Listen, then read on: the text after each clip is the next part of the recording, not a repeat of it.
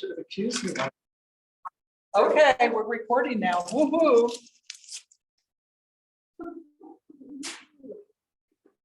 Are we going to have the little thingy coming on first?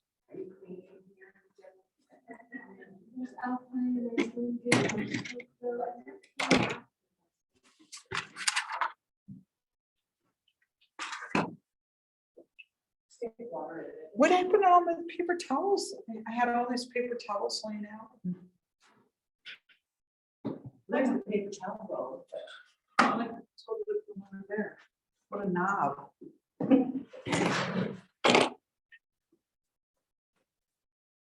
You have more? Are these your personal ones? No. Do we need more of them? Yeah. Probably. There's one more container over there. See if there's any in there. Was this Cindy's or?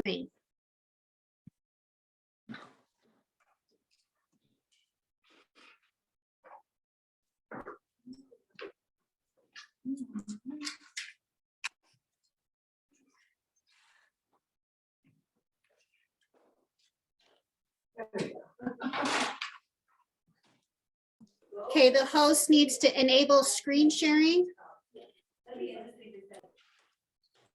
Is it not showing up, Melissa? I got it. Here it comes. Okay, thank you.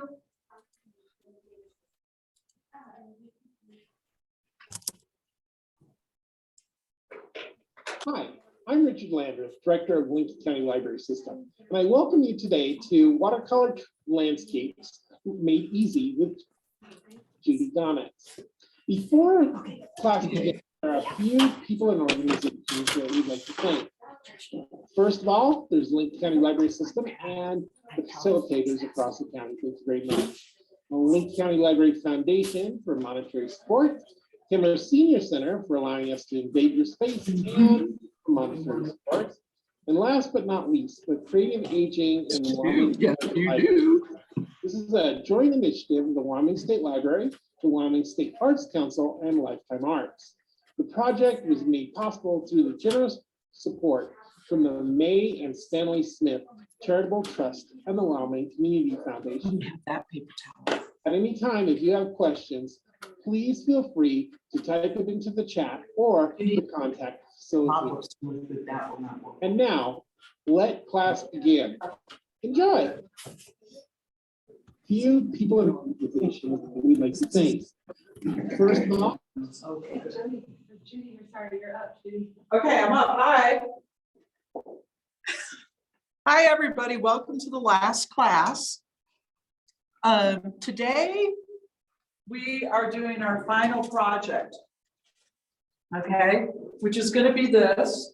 Had it all nicely displayed, but then I had to demonstrate something. This is our final project. Okay, so in everybody's kits, and I know that the, I don't know if they're facilitators, need to go grab everybody's map board to make sure everybody has the map board. I'm going to give you a few minutes to make sure that those are distributed.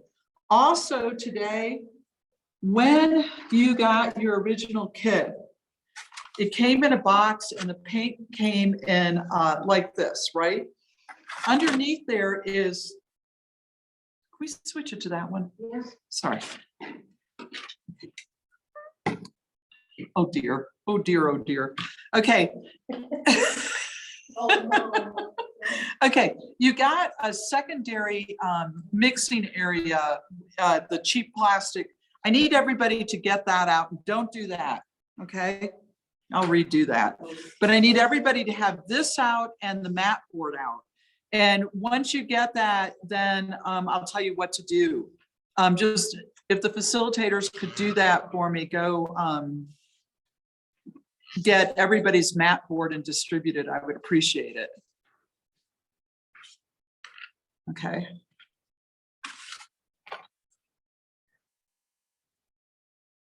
That was funny. That red is always attacking, isn't it? It's like the attack of the red. Okay. And just give me a thumbs up when everybody has the mat board and everybody has the other palette already. And I'll tell you what we need to put in these palettes, but right now I just want you to get the supplies that you need to have ready.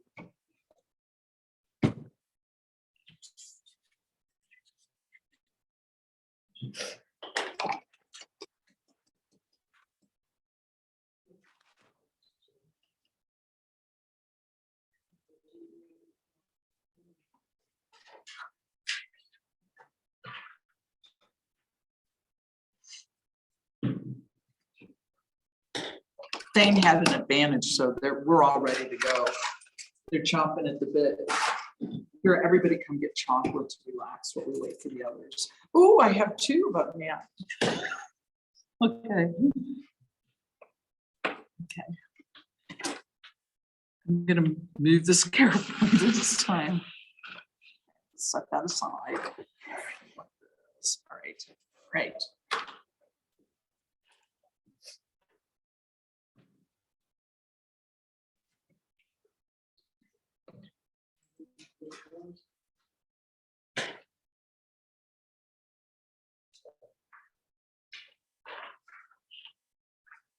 That's really a pretty ultramarine blue.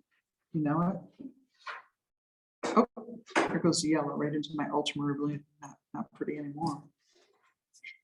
Let's just move the yellow away.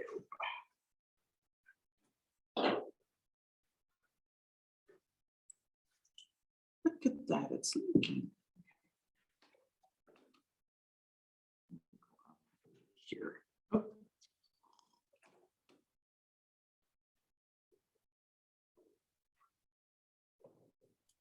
Judy, can you tell us which paint colors you have in the large tray? I want to explain that. Does everybody have the tray out? If everybody has the tray out, then I'm going to explain what we need, okay? What we need today, because we're working on a big surface, is we need large puddles, okay?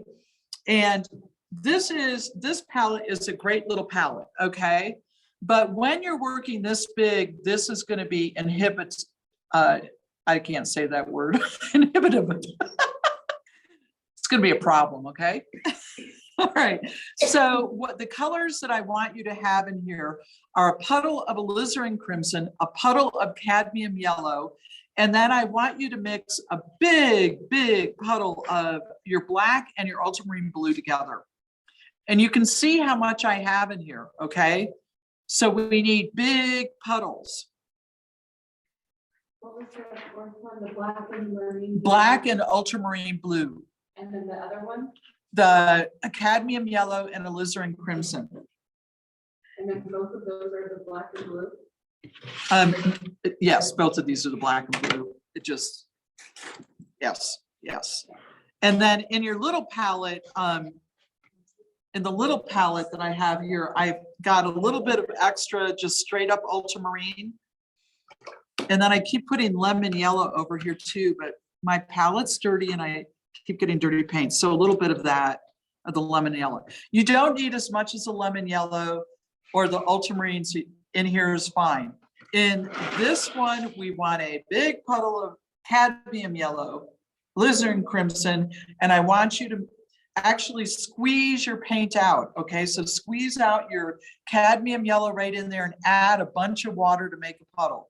Squeeze out your alizarin crimson, add a bunch of water to make a puddle, and then squeeze out some black and some ultramarine together, mix it all up when it's pasty, and then add water to it to make a puddle. Okay, anybody have any more questions on that?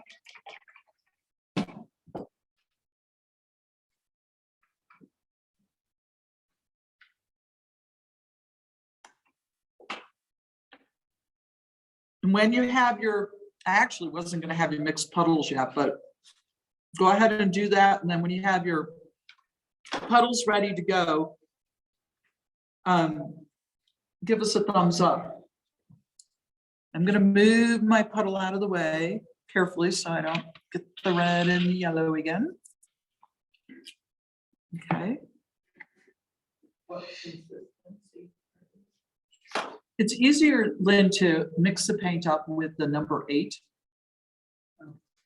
Just because it has less, I almost said fur, less of a brush, so you can really shmew it together more readily. We are going to be using the number 12 for painting today. Okay, I have all my supplies here. I have my coffee because this is a 3-hour class, my chocolate because it's going to be stressful. Just kidding, you guys, it's not going to be stressful. Don't freak out. It's going to be fun.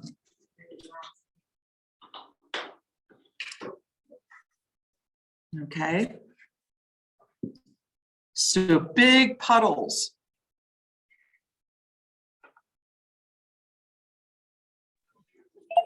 Is one of the squares just pure black and the other one black blue? To be careful what I do. But I did hear was in this one, I put a blob of black and a blob of blue, and then I mixed it together, and then I transferred it over here. So they're both blue and black. That was just me being sloppy. But I do want big puddles, okay?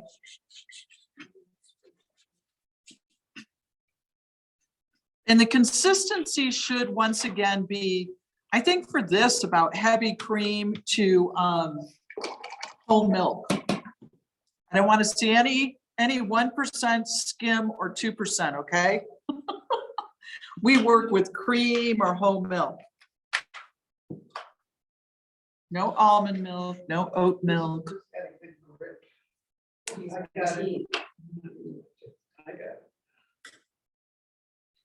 Is it coming off? Yeah, it's just.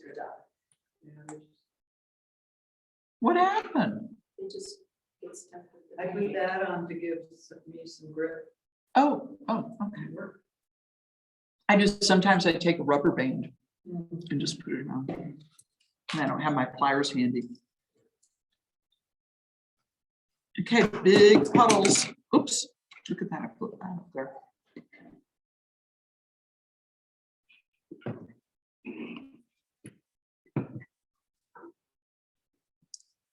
Big puddles. I'm gonna move that aside because I'm so afraid I'm gonna knock it onto the carpet.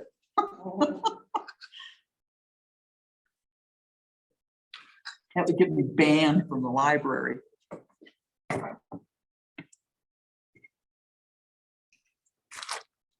Okay. While you guys are working on your puddles, I'm going to explain the mat board to you. Can they see both pictures of me? Allison, can they see both pictures of me? Can you see those pictures? Yes. So Whatever what you I'm see seeing right is here. what, oh my gosh, you see, we're in the 8th week and now I'm finally getting it. Okay. If there are some people that have their puddles ready, when you get to the mat board, what I want you to do, it's gonna look like this. It's gonna have this paper behind it, okay? What I want you to do is carefully slice the top, however you can do that. Here we used a paper clip to just slice that top and take this sheet out. Okay, where am I? This sheet out, all right? But I want you to keep this double mat. It's a double mat in here. There's 2 pieces. I want you to keep that in the plastic. There's a very important reason for this, all right? So once you've made your puddles of paint, I want you to take your mat board, carefully slice the top and remove this sheet, but do not throw this away, okay? Just set it aside for now. So when you're ready to go, you should have this, okay? And your puddles of paint. I'm gonna come around and see how good your puddles are, okay? Good puddles, Julie. Thank you. These are both blue black, right? There should have only been one blue line, that was my bad, yeah.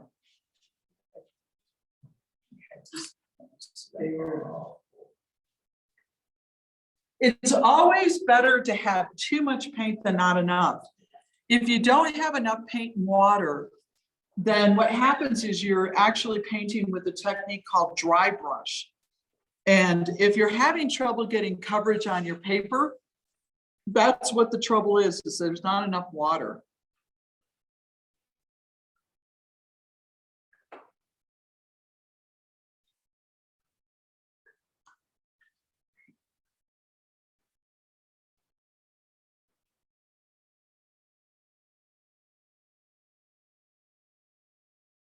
Do we take down? Kelsey, was I just calling you Allison? No. Okay, okay. Do we take down I a thought large so. piece of paper to the board? Pardon me? Do they take down? No, I don't want you to tape anything yet. We are using a large piece of paper, but there's very specific instructions for taping today. Please do not tape your paper yet, okay?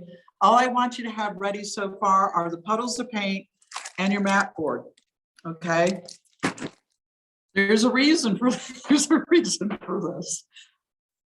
Do we need, you wanted just the lemon yellow in another one, right? Yeah, just a little bit of lemon yellow. You aren't gonna need more than like a half a teaspoon of lemon yellow. Maybe my next class should be baking since I seem to be always working in whole milk, cream.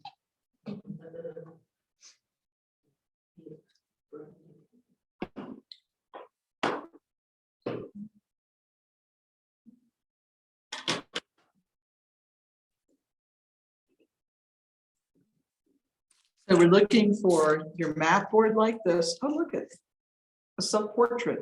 Just kidding. Okay, big puddles of paint, a mat board that remains in the plastic with the Dick Blick sheet removed and set aside because you do want to save that. And you want to make sure that you keep this in the plastic or you'll be sad. You don't want anybody to be sad today.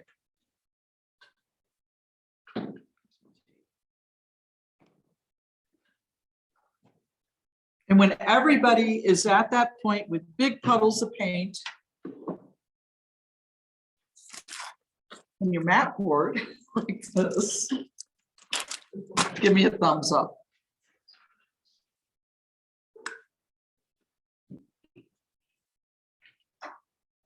Are you going to come back later? Okay.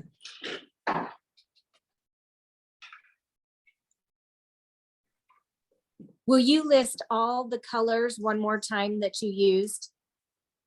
We're going to be using cadmium yellow, alizarin crimson, ultramarine blue, and black mixed together, a little bit of lemon yellow, and a little bit of ultramarine. So the lemon yellow and the ultramarine, I just have in my little palette like this. Okay. The rest of them, I don't want to, okay, it's like that. The two things right here, that's my bad. You only need one, okay? I was just mixing over here and then transferring it. So you only need one of the blue black. Oh, look at what I did, you guys. I did it again. Oh, gosh. By the time I'm done with this, I won't have any paint left. All right, I'm gonna just clean both of those up. Okay. Oh my gosh. Don't do what I did. Be careful with that because we have not been using this obviously because it's so flimsy. So I keep doing that. Don't do what I just did, okay, you guys? Okay, here we go again. This will be my third time. Yes. If you see me, if you guys here in Thane see me picking it up to move it again, go, oh, don't do that. Okay. Yeah. Yeah. Stop it.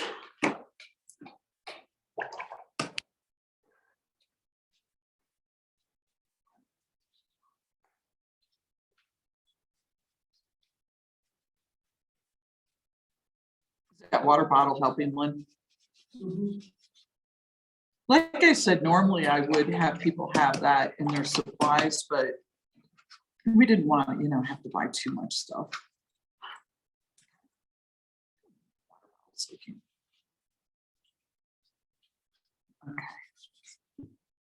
Okay, I'm not gonna move that again. slide it. I'm gonna slide it. Is it sliding? Phew.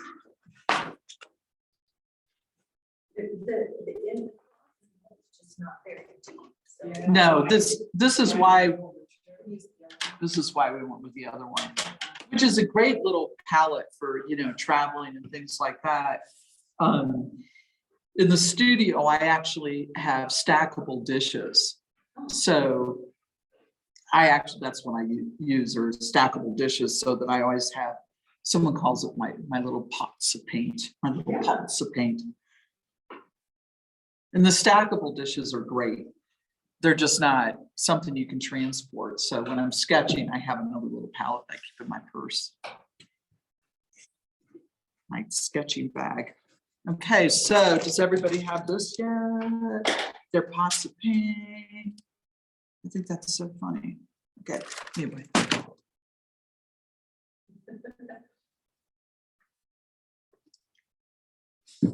When we get ready to tape, you're going to need your number 8 brush, your tape, and your pencil.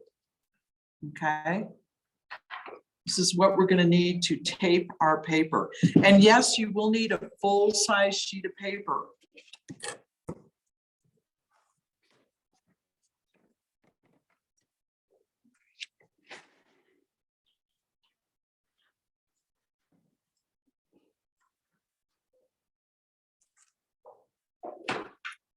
When we get there, just give me a thumbs up.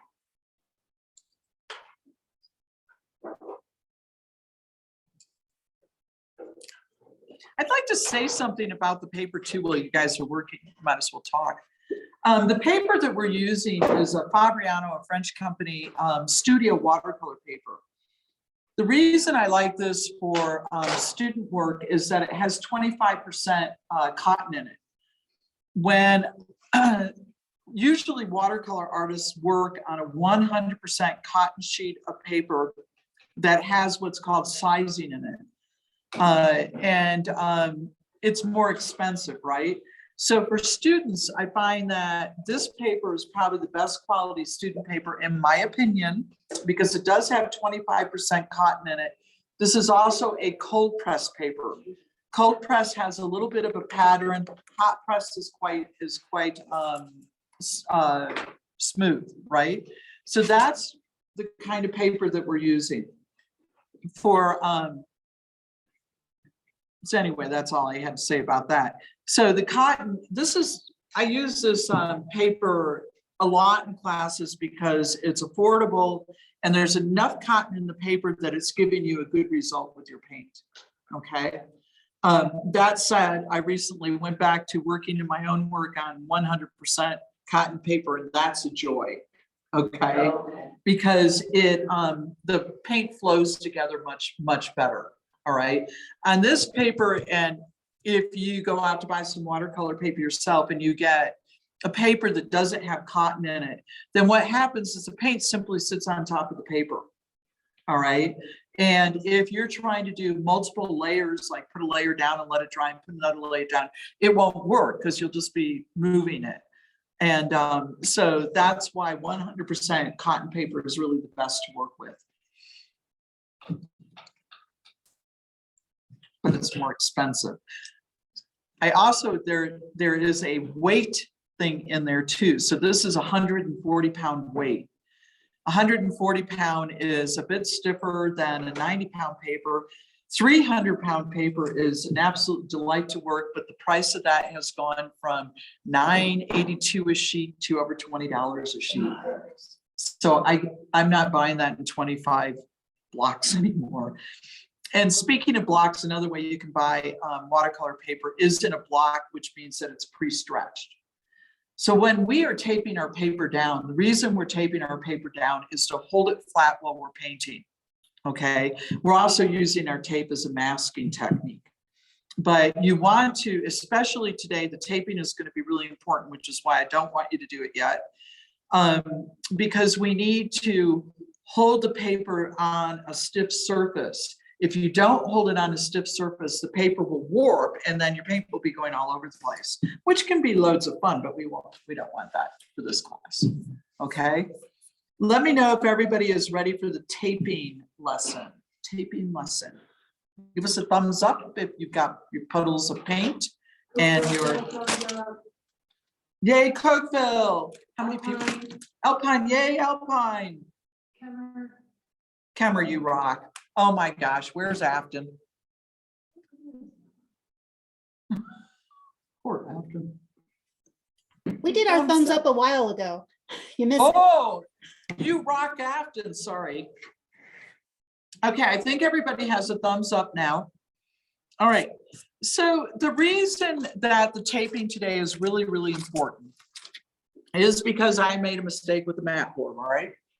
And if we tape our piece of paper and you tape it too much, then you're going to end up with white showing on the edges, okay? So when you look at this, you can see that I have gone 3/8 of an inch in, okay? Now, this took some work last night to figure out what tool we could use to measure 3/8 of an inch. And it just so happens that the width of the end of your number 8 brush is 3/8 of an inch. So what I want you to do is take your pencil, and this is going to be very light, and all I want you to do is put the brush right like this and give it a little bit of a pencil mark. Right like this, give it a little bit of a pencil mark, turn your page. So you're going to end up with 2, 4, 6, 8 pencil marks. I'm just using the width of the end of my number 8 to measure in 3/8 of an inch on all 4 sides of the paper. Okay. And then very carefully, you're going to take your tape and this is how I do it. I pull the, can you see? Wait. I pull the tape out and then I line it up with my little pencil marks, just like that. Okay. Then I'm going to do this, tear it off, and then I'm going to bend it around my board like this. Okay. Like that. All right. I'm going to do it on this one too. Can you maybe bring this one in a little bit closer? I don't know how to do that.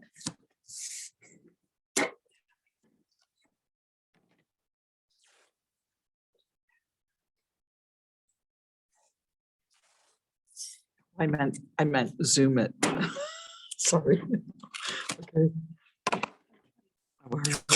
How did they do it before? They did something on the board anyway. Okay, so it's going to be like this. Try not to tape it to your table like I just did. Okay. It's 3/8 of an inch. And then using your mat board, you're gonna put it right over and check it. You're gonna line it up and make sure that you, when you put this mat board over, that you cannot see your tape. Okay.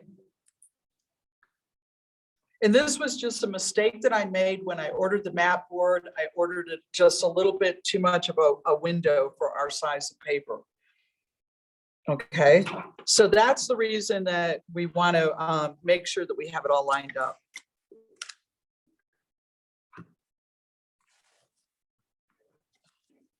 I did. I got black paint on my mat board. Anyway, okay. So we're doing it like this. 3/8 of an inch using the width of your number 8 brush to make light pencil marks. Did you take it out of your plastic? Yeah. No? Yeah, I know you're supposed to apply it, just because we don't want to get anything on it. That's just measure. Have you already measured and you're good? On the one side. I'm doing, which ones?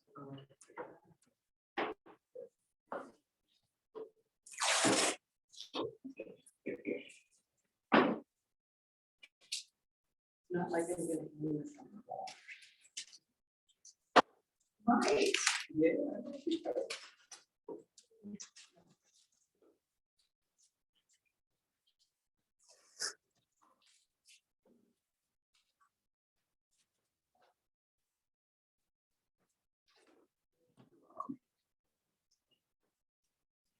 Okay, so lining it up. I will admit that it was easier with blue tape. No comment, Judy in Afton. Because I used to fuss about the blue tape. Okay, so I'm lining it up and I don't see any of my tape, so I'm good to go. And since we've gotten that far, I'm gonna go back to this. When everybody has gotten that far, then we are going to be ready to paint. Okay.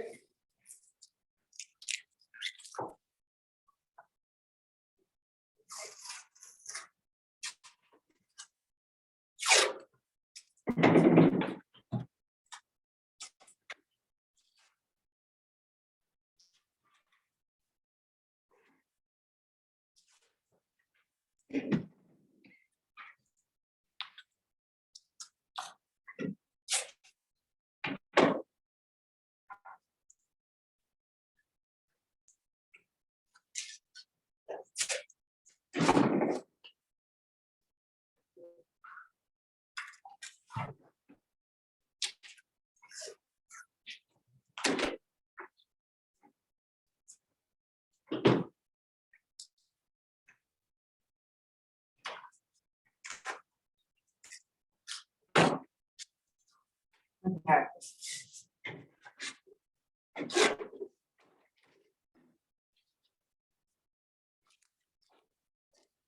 And the reason I want you to leave it in the plastic is so that you don't get anything on it, because this is going to be how you're going to display your final painting. And you want it to be nice and clean. I've already gotten black paint on mine. Okay, so in the end, it's right. So that taping is quite important so you don't end up with a white edge. All right. Okay.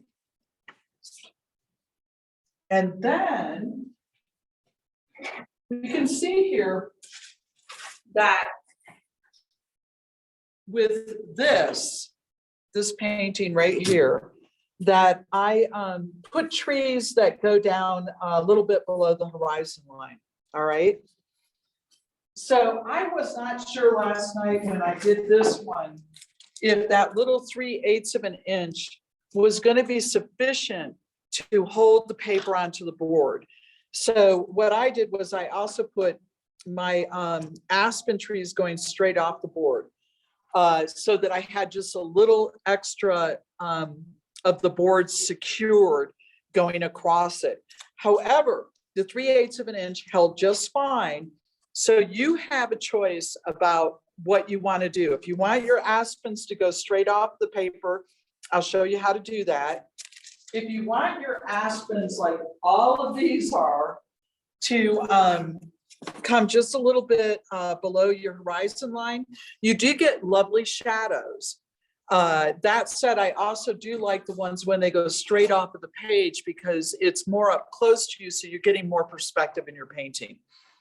So if you're going to tape it all the way across the page for your aspen, then you just do it like this, right? It's pretty simple. And then wrap it around like that. Okay.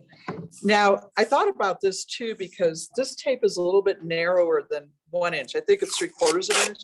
If you wanted to make a little bit of a wider aspen, simply take another piece. Okay. And you can make a wider aspen. I'll make one wide aspen. Generally speaking, I would not put more than 3 aspens on this, 2 on one side and 1 on another side. And remember again that I usually, please note, oh, I usually, but not right here. I usually have my trees coming in. Okay, you can see this one leans out a little bit. The reason that I usually on the edge of my painting, the edge of my, the edge, I also sit down, the edge of my painting that I lean things in, it's to keep the viewer in the painting.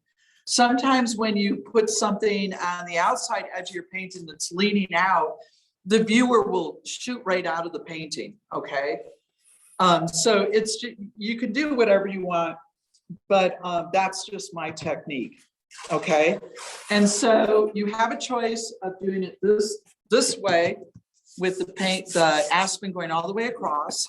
We're also gonna do that horizon line again, okay? About a third of the way. I want the top of the tape to end about a third of the way up the page. Okay, and I know some of you like hills. You're more than welcome to do hills if you want. You've all been trained on that.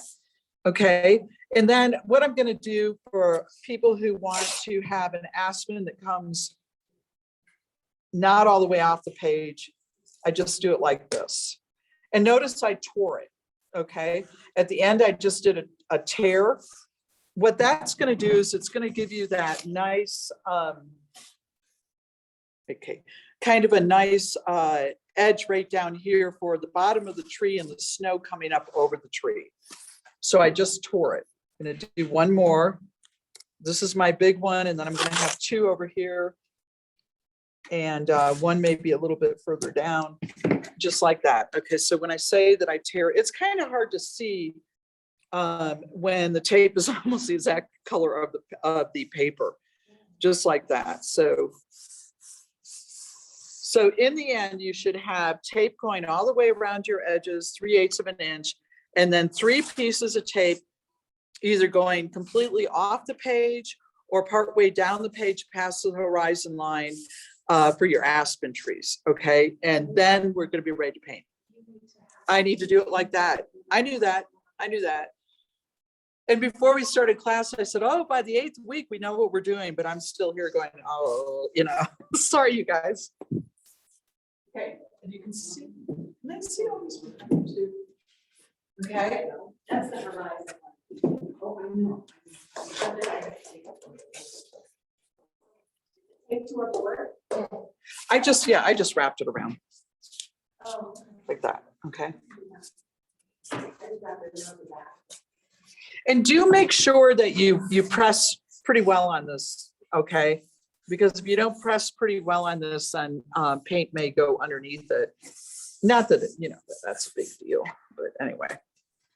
Okay, and then I'm going to just take one brief moment to talk about intensity of color, okay? We've been working with some really bright colors, and not everybody likes really bright primary colors. I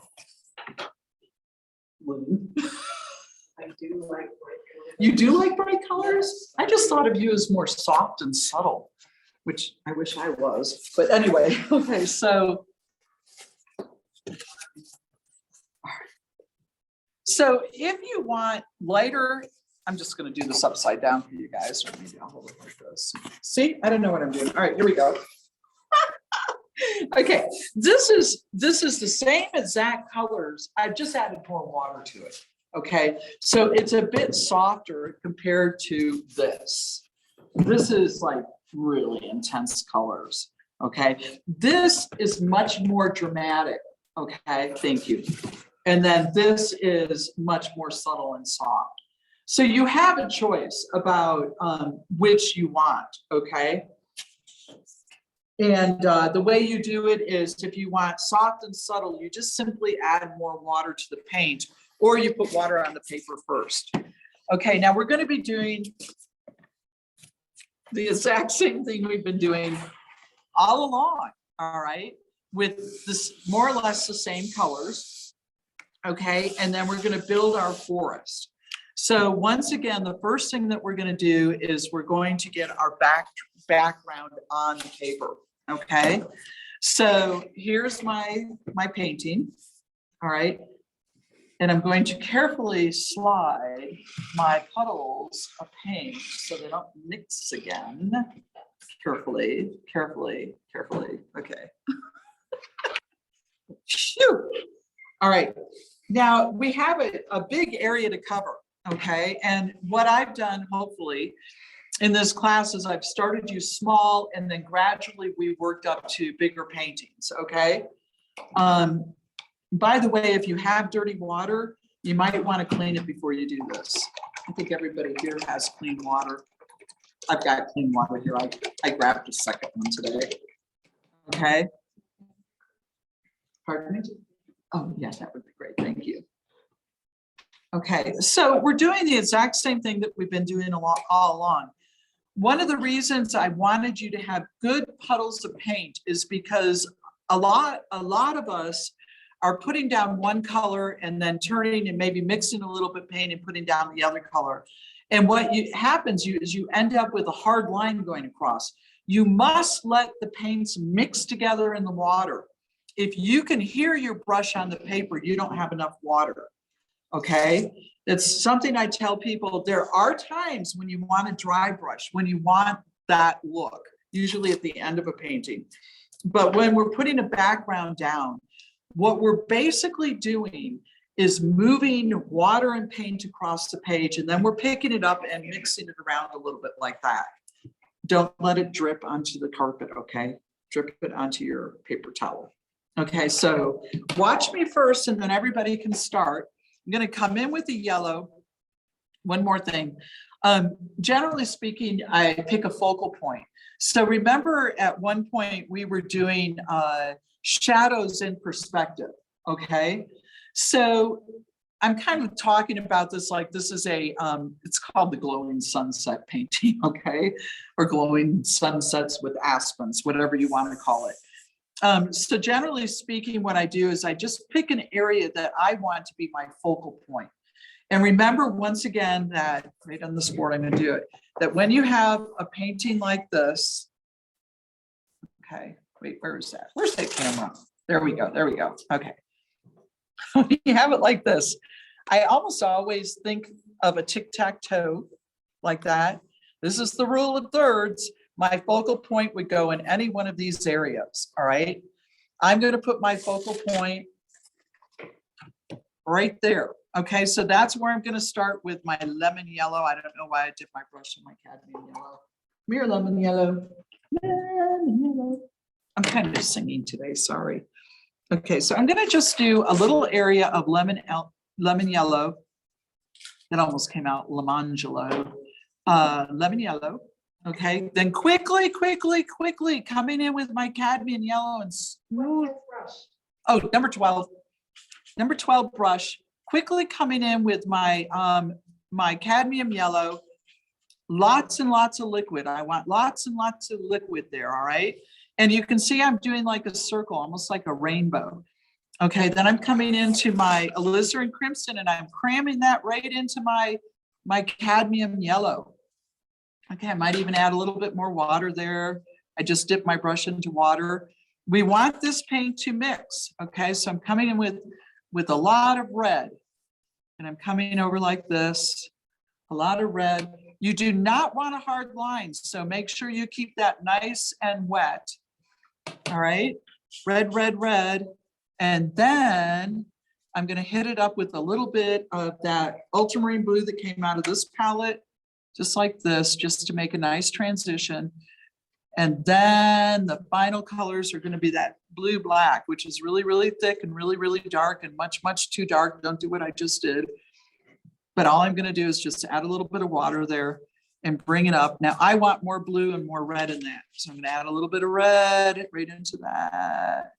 And then I'm gonna add a little bit more blue. This is pretty ugly so far, sorry you guys. The final painting and I make it ugly.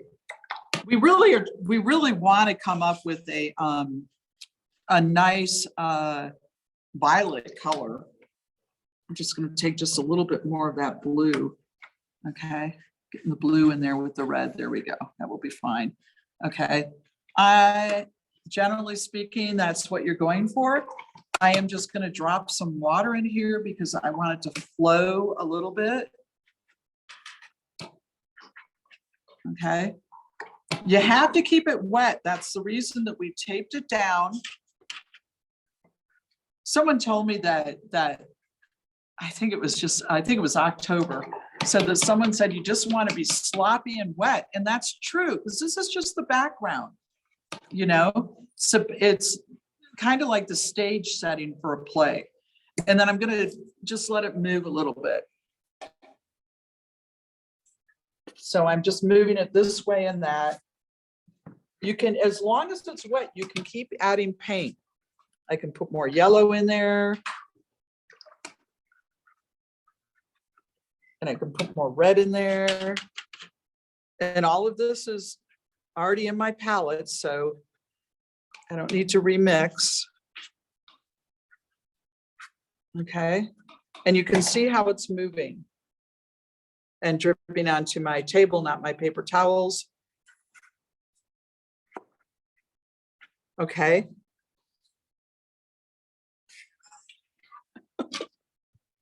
I think my facilitator just ran for paper towels when she saw what I did to her table. Oh, she's getting lots of paper towels. Okay. I had one. She's so funny. All right.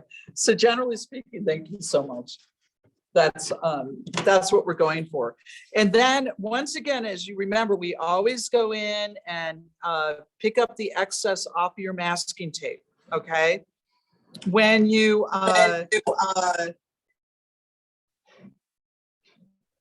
Hey, Judy, okay. Yeah. can you list the order of the colors you did again?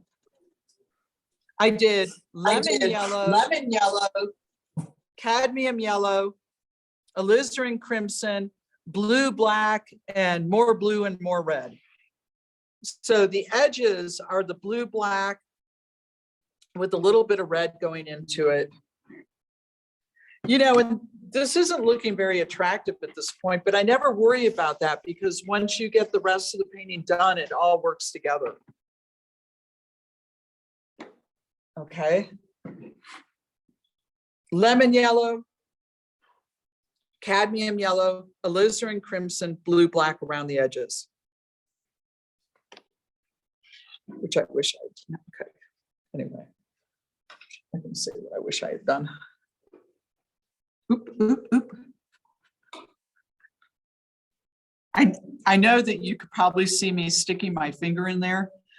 Sometimes when I don't get adequate coverage, rather than bringing a wet brush into it, I'll just simply flick with my finger a little bit. Try to keep this area white, you guys. Okay, so your painting at this point should look like this. Phew, that was intense. How about if our trees go all the way down? Don't do anything with that white area at the bottom. Did you put your horizon line across? No. Don't go past this or you're not gonna have room for your shadows. Get water in here right away.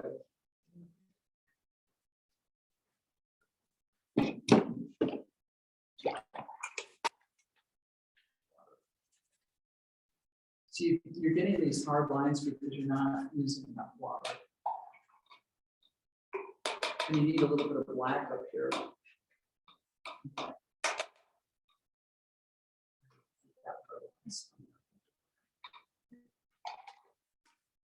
You have to have water, you guys. Water, water, water. Water makes the color flow.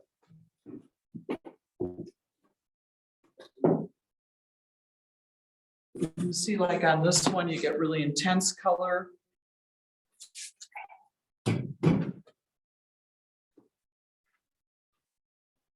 Okay. Once you get that far, because look, we have more time today, but I don't want everybody just sitting around waiting for their paint to dry.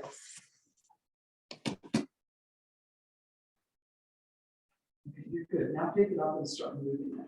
See if you can get it to flow a little bit. Maybe like that. Just move it around a little.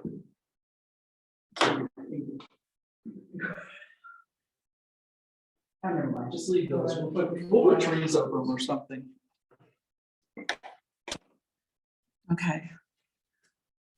Whoo, Julie's got some drama going over there.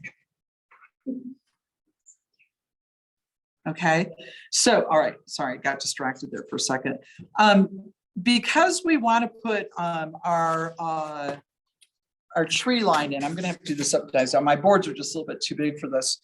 Because we're gonna be doing tree lines down at the bottom and we want to work now, all I'm gonna do is take a paper towel and just go across the, right on top like this, and just make sure that I'm drying it basically. I'm picking up some of the excess paint to dry it so we can start painting on this area down here. The rest of it I'm leaving. Okay, so you can see where right here where I picked up some of the paint. Okay, that's just, I'm doing this, which I never do on my own paintings, because we don't have time really to sit here with a blow dryer or a heat gun or air drying. If I'm working on a big painting at home, then it's usually 24 hours before I'll come in with my second coat. But for this will work just fine if you just pick up a little bit of the excess. Okay, and when everybody gets to this point, give us a thumbs up. Give us a thumbs up.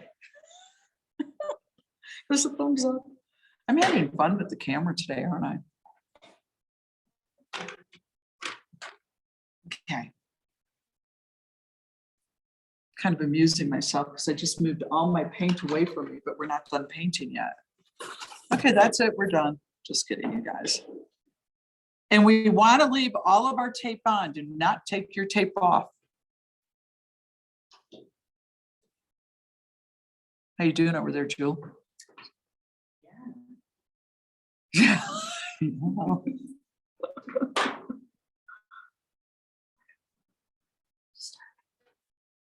Good, good, good. It looks good, Lori. Lynn too.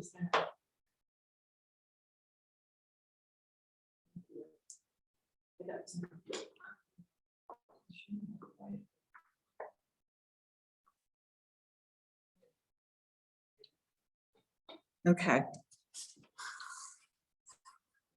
Okay. Excellent.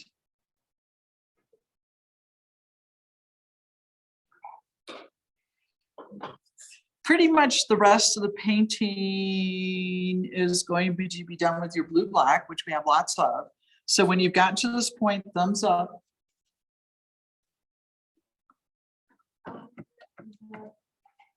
Who gave us a thumbs up? Okay, good. October gives us 2 thumbs up. All right.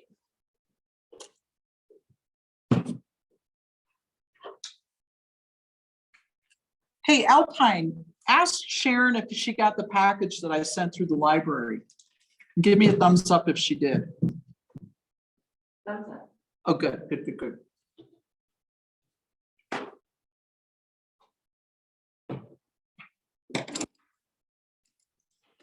Okay. Well, I must say that everybody in Thane has done much better than me. Even though I've done this 1,000 times. Do you think I've done it 1,000 times? Maybe 100 times. I don't know, I've made a lot. Okay. So our next step is going to be building our forest, just like we've been doing all along. So when everybody's ready, we have a thumbs up from Alpine, a thumbs up from Thane. I'm gonna have to go over there and take Lori's brush away from her. Thumbs up from Cameron. From Kemmer, we got a thumbs up. How about Afton? Did we get a thumbs up from them earlier? I can't remember. I can move this now.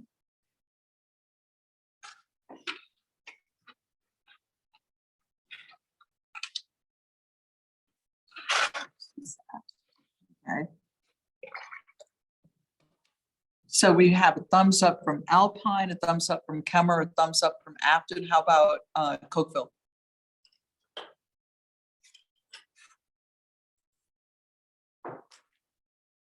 Thumbs up. Yay, Cokeville. Okay. Using a number 8 brush and coming into your palette with your blue black, what I want you to do is, remember we talked about the value scale? I'm trying to think if I brought a value scale today. I don't think I did. Where 1 to 5, 5 being the most intense black color and 1 being a really light black color.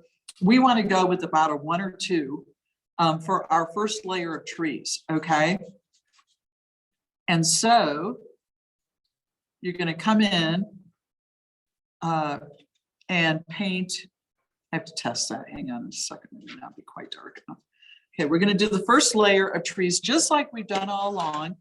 Again, this is my focal area. So I'm going to bring trees from my left and my right towards the center. I am probably going to leave a little bit space right there. You know, you can see on this one that I left a space right there and right there. And remember that when you do the trees again, that what you want to create are sky holes. So you don't want to do solid trees. You really want this beautiful, well, I hope that somebody's more beautiful than what I did. But anyway, you want those beautiful colors to come through the sky holes. See how they come through the sky holes here? The sky holes like right there. That's part of the beauty of this technique. So I'm just going to come in right here, very light. All I'm going to do is paint the top and then schmoo it down to the top of the masking tape. All I'm going for right now is a little bit of definition in the tops. It's very light, so when I'm painting over here, it's not really showing up that much because this is a little bit darker over here. But keeping that same intensity of value with the trees, as I go across the lighter colors, it's going to show up more. Okay, and I'm just going to come all the way across. Again, we've been doing this for the last 8 weeks, or last 8 lessons. So you're varying the height of the trees and the wideness of the trees, schmooing it down at the bottom. And then as I come towards this edge over here, or this focal point over here, I'm just going to leave a little bit of space. Okay, coming over to this side.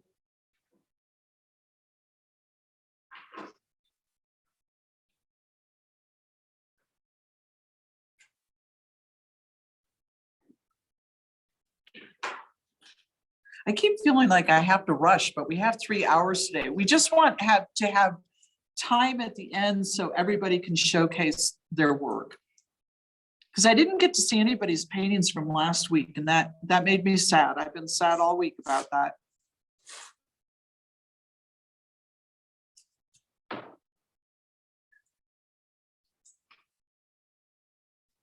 So you're just creating the distant trees of your tree line, of your forest. Okay. Basically.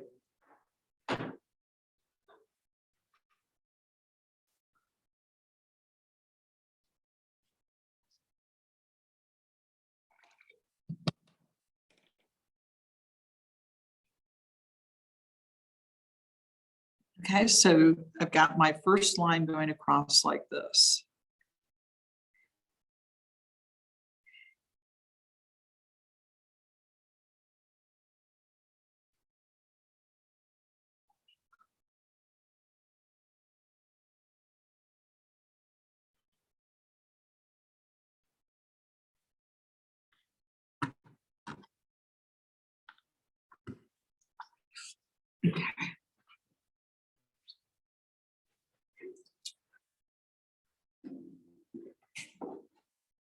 I'm just going back to that. Okay, and you don't want it to go too dark because we have two more layers that we're going to be putting down of pine trees. Okay, so this is about 1 or 2 on the value scale. Next one will be 3, and then the final one will be 5 with really dark colored trees.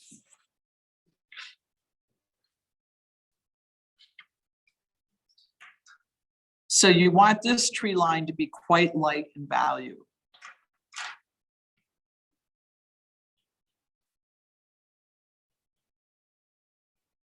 And when everybody gets that far, give me a thumbs up.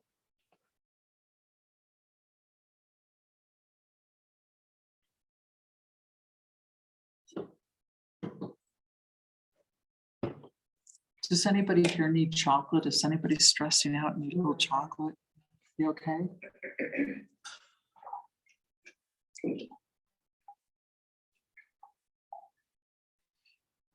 I didn't ask you, do you want some chocolate? Do you need? Okay.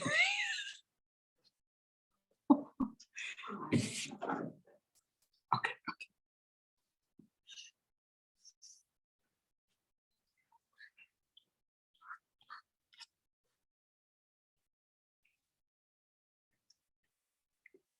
I'm working to enlarge my stomach at this point so that I have room for cookies. I've already had the first cookie delivery. The cookie wave. I got some delicious lemon shortbread cookies. This is the truth. I hide my favorite cookies from my husband. So he didn't get any of the shortbread cookies. He got the chocolate chip cookies. And then when my friend Judy delivers her truffles, I never tell him. Because men don't enjoy things, you know, like we do. Like one truffle can, you know, can take me like a half an hour to eat, whereas they just pop it in their mouth like that, you know. So if anybody knows Bob, don't tell him. Don't tell him. He probably knows. But you would think after 25 years of marriage, he would know that most couples fight about, you know, money. It's food in our house. Okay, who ate the last cookie? Truth. It's also why I had I didn't get married until I was 43, so I had a lot of first and last dates, like a lot. Probably why. I'm sure there were other reasons for that too. Oh. And I will also add that my family said that I found the perfect man because he's deaf.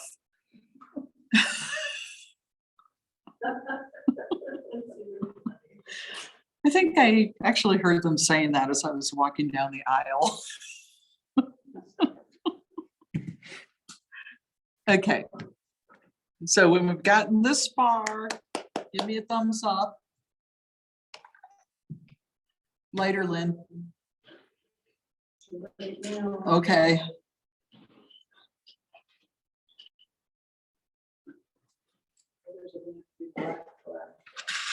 Black.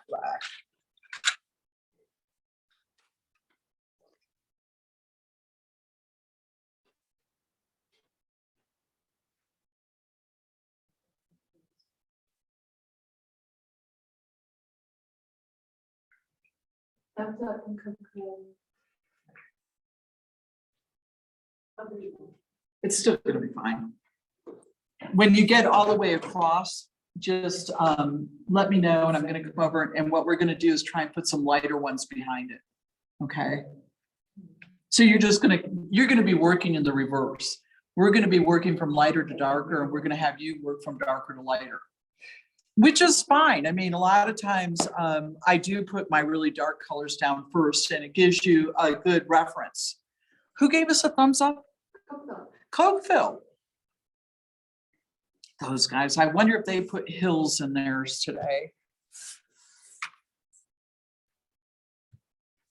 Okay. Star Valley did thumbs up. How about Alpine and Afton?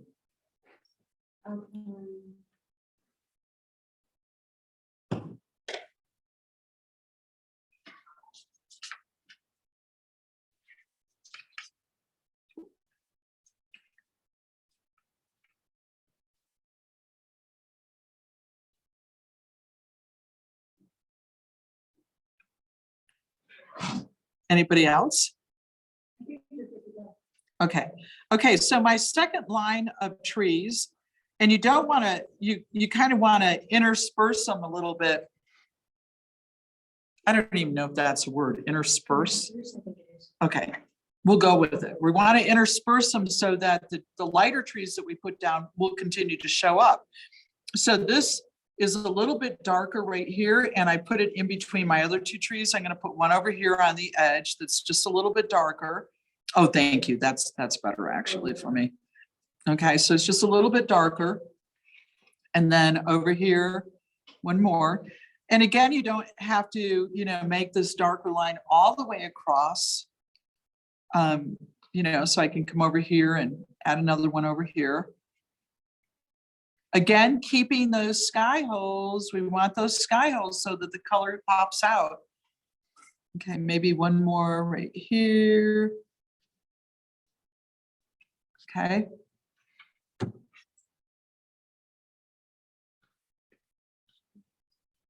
So you just want it just slightly darker than that first line of trees that you put in. I just really feel like singing today. It's like overwhelming me, but I won't, you guys. So it's all good. I won't sing.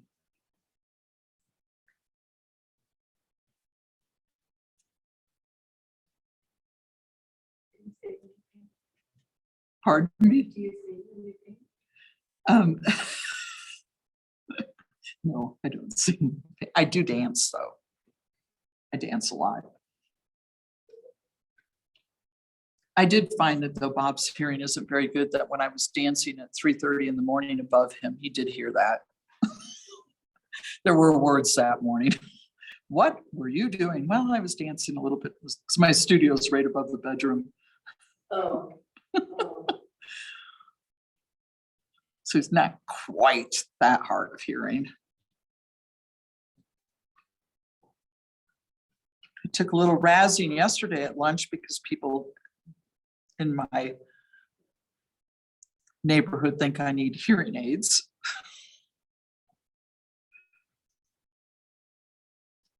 When you start to lose your hearing, the truth is that what you hear is often so much funnier than what people actually said. I mean, come on. Poor Bob is always responding in really inappropriate ways because he's totally misheard what was said. Oh my gosh. All right, so I'm doing my second line here. Then we're going to let that dry a little bit. And I think that after we get this second line in, I think that what we're going to do is remove our horizon line tape and put maybe a pine tree or two in the foreground a little bit. Are you ready for lighter? I guess. So what, I'm gonna try to put them behind? Yeah. This is lighter. But this is real fine. That's very black. Okay. That's lighter. And then you just get rid of a little bit of your excess paint here. It's 91. Don't mess it up or you'll ruin my whole picture. Oh no, the pressure's on, the pressure's on. There we go, just like that. Okay, so add a little bit right in between. Okay, just a little bit. I need that right there, so that's really quite nice. Okay, this is my brush. Okay, good. I don't want to steal brushes. Good, good, good, good. So you usually need to do the same thing with going in between and do a little bit higher.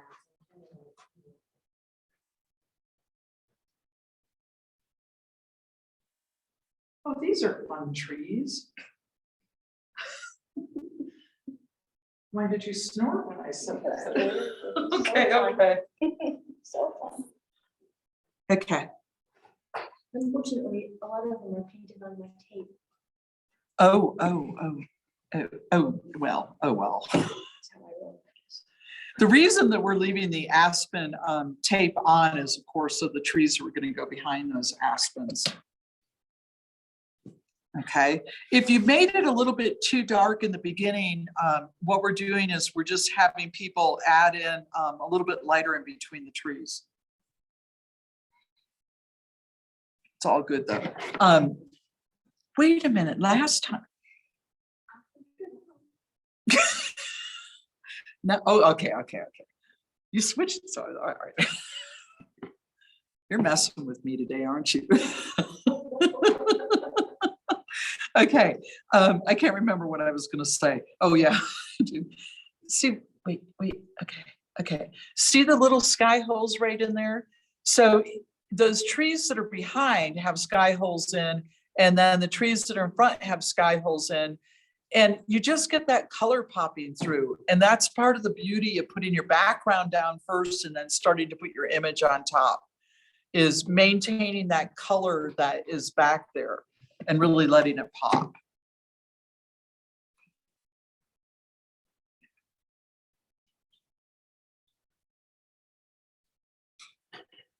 One of the people participating in this class mentioned to me that it's sometimes difficult to work in a classroom situation like this and that they do better at home. I'm like that too. So a lot of what we learned, you're learning in class for the first time. Today, we're going to be taking all our supplies home. That's when you can take all your stuff home, and what you've learned, you start working with, just start making them over and over again. When I was on the boat, because I couldn't paint big, I painted postcard size. And when I was learning how to do backgrounds like this, I did hundreds of backgrounds, and then I just had a stack of backgrounds, right? Where's my stack? Where's my stack of backgrounds? I have a stack. There we go. Stack. Oh, my hands are filthy. Stack of background, stack like this of postcard size pieces of paper. And I put just color. I just put a color wash on all of them, let them dry. And then whenever I wanted to make a painting, I just picked one up and could do a painting right on top of it. All right. Because my studio on the boat was like half a foot by half a foot. My kitchen was a foot by a foot. So it was just a little bit different. And also painting on a moving boat could be very exciting. All right, so I've got this line down. So now I'm gonna take my horizon line off, but I'm leaving all the other tape on. You can choose to do this or not, okay? I'm gonna go straight across like that. I did bring these trees down, so I'm just gonna lift that tape a little bit. As always, if you are peeling your tape off, remember to be careful with it because sometimes it will grab the paper, you know? So I'm just peeling that off, and I'm taking my horizon line off. That sounds funny. I'm taking my horizon line off. Okay. So I've taken the horizon line off, setting it aside. All right. And I'm going to go with my third layer. And this time what I want to do is I want to pop a tree a little bit in the foreground.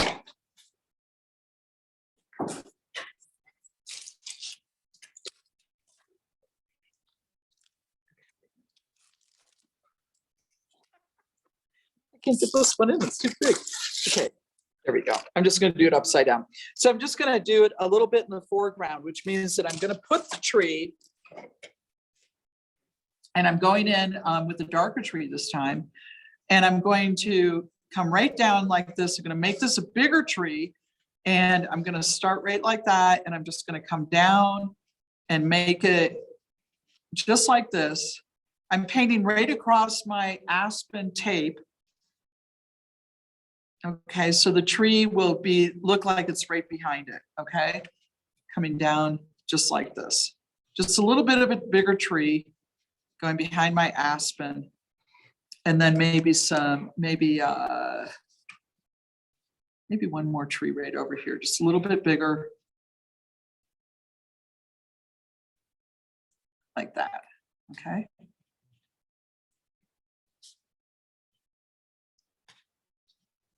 And maybe. So you're coming down with your third line of trees. And here also, I started doing this yesterday, is I'm taking that horizon line and I'm just making it a little bit irregular so you don't have quite that straight of a line. And everybody see what I did there?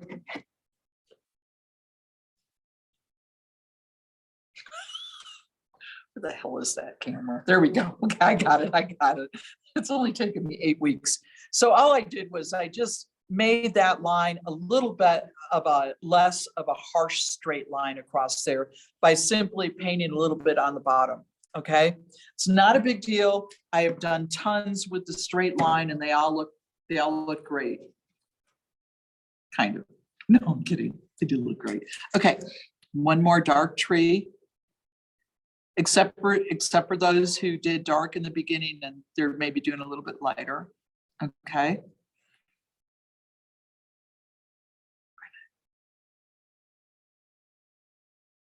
Okay. So we've gotten to that point. I would say that this part of my forest is now done. And so,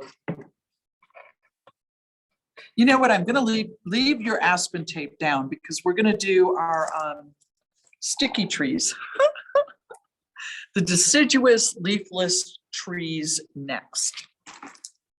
Okay. And just like these pine trees, we're going to want them to be behind the aspens as well. And you could, I mean, I don't know if you guys will agree with this or not, that even though I did that really sloppy background, it's already starting to look nice, you know, like yet another glowing sunset painting. Does anybody want to buy any glowing sunset paintings? I have a million. You know what I do is I just put together art packages and send packages of artwork to people randomly. Do you want my address? Sure. Sure.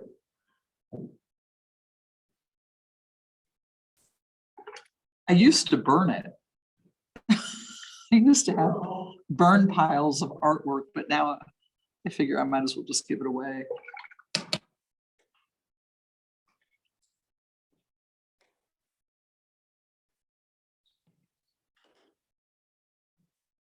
I think it looks really good on camera. Maybe you guys should all bring all your paintings over here and put them down here and then look at them on camera, because then you'll be like, wow, look at that, looks really good. You know, the truth is that when you're working on paintings like this, a lot of times what happens is you're so close to it. So you see all the things that you think that you've done wrong. One thing that Julie and I have learned that we remind ourselves of is that you don't judge your painting until you're finished. Wait until you're finished.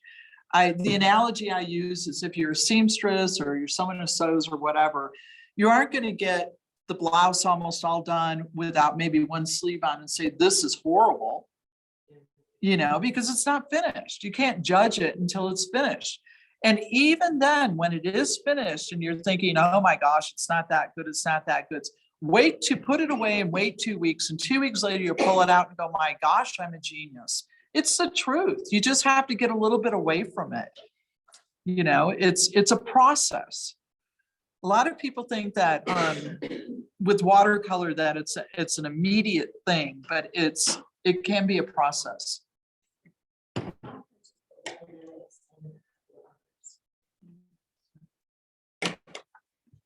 Then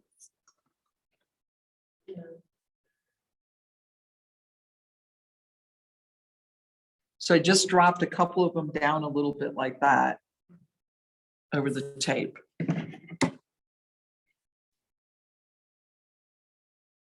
Okay, when you have your pine forest all built up like this, give us a thumbs up.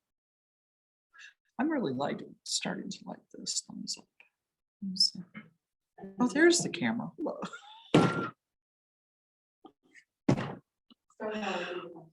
Thank you, Star Valley. She's got it split right now. Usually she's doing one or the other, the big one or the table. one. Okay. You've got Would you rather it just be the table one at this point? you've got, when you're painting that. Okay, okay. The boss has spoken. But it's so tiny, I can't see. Okay. When I'm painting, she'll pop it up again. Okay. Okay, so who Star Valley gave us a thumbs up? How about Cokeville, Alpine, and Afton? That's our number. Oh, Afton, Star Valley? That's so confusing. What's Kemmer then? Lincoln. Lincoln. Or Kemmer. I thought there were two of them.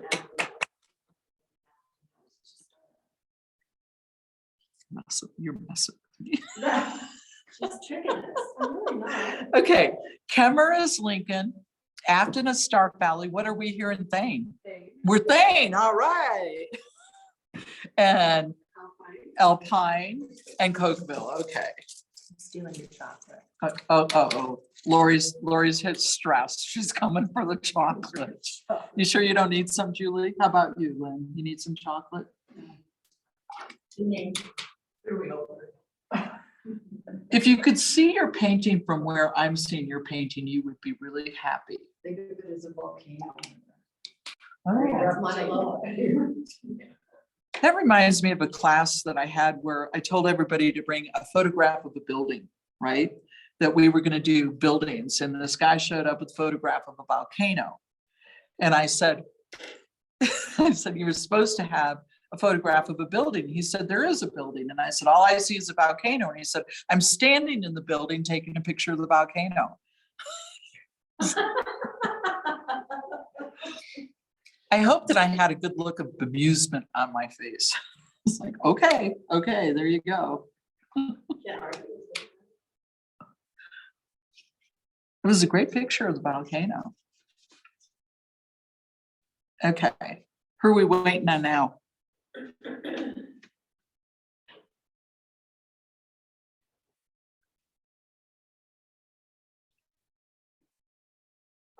Oh. Okay. We have Lincoln. Has Lincoln given us a thumbs up? Yeah. Has Cokeville given us a thumbs up? Yeah. Has Afton given us a thumbs up? Yeah. Oh, I'm sorry. Afton was, oh my gosh. How about Alpine? Okay. Okay, good. All right. We're gonna go with our little stick trees now. Now the stick trees I want to have in the foreground. So that's why I had to take the horizon tape off. So we're gonna go with our stick trees, our stick trees, okay? And I'm just going to, one thing that I did realize that it makes it much easier for our composition if you simply do the straight line first, okay, for the tree. Also, as opposed to painting like this and trying to go up, which I did yesterday in this one and my lines were all boggled, it actually is physically easier to paint your straight lines if you put your painting like this and then go straight up like that. Because just the way you're moving your hand, it makes it easier.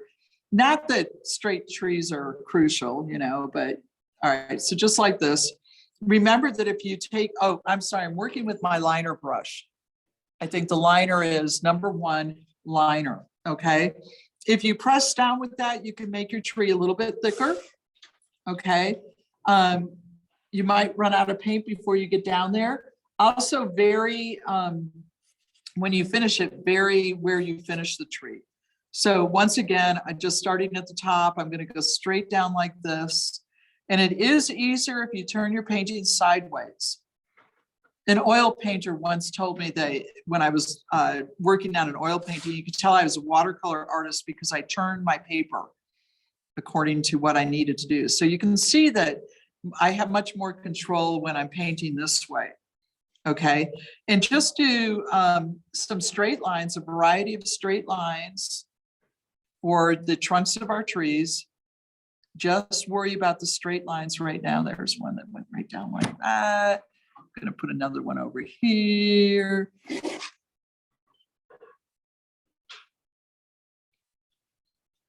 This number one brush does not hold a great deal of paint, so you might have to recharge it partway down. Recharging, I mean, recharge. That got boggled up. Recharging, I mean, just stick it in your paint, gather some more paint and water. Okay, and then that one. It's not all the way down. I'm going past the horizon line and I'm ending about just a little bit below the horizon line. Okay. The reason that we want these trees to end down here is because then we're going to do the shadows in perspective. All right. And if your tree ended up here at the horizon line, there actually wouldn't be as much of a shadow. So again, turning the page like this, and this is just the way I do it. You of course can paint it however you want. And then vary the width of the tree. If you want it to be even thicker, you can do two lines right next to each other to make an even thicker trunk like this. Okay. And then that looks like a good starting point for me to start doing my branches. So once I've done my straight lines, now I'm going to come in with branches. And remember, let your brush do the work here by just flicking out like that. And always connect your, please, always connect your branches to the branches, okay? We don't want to have a branch coming out like this, just randomly disconnected. Okay, I've got to connect that now. Hang on, there you go. Okay, and when I say let your brush do its work, when you paint like this and you bring it just straight across, it gets thinner, just like a branch would at the very end. And then you paint more branches. And also, it's better if you don't do two branches directly off of the one branch like an arrow. Okay, it's better to stagger them on the main branch. And then remember too that behind a branch may come down like that. Okay, so just we've been doing this all along, and I know you guys are all really good at this.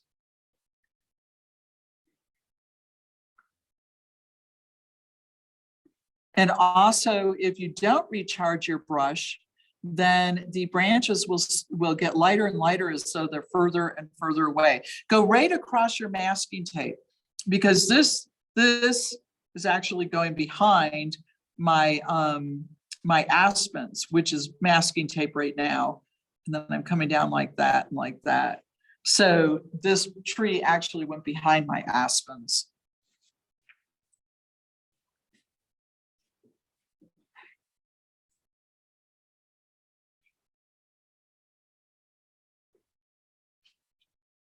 So we're just building branches, and, you know, build as many as you want.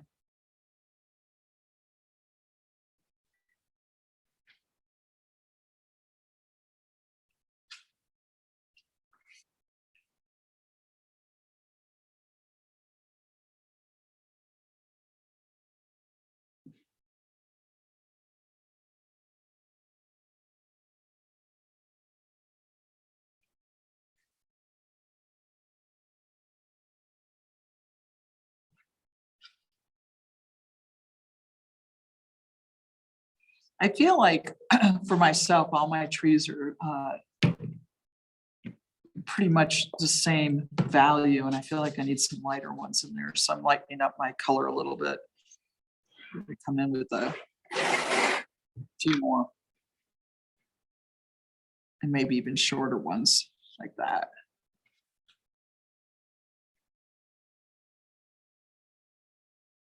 If your background has gotten quite dark, when you put these trees in, you may not see them. Don't worry about that. You'll see them in the lighter color area, in the lighter area, lighter value area.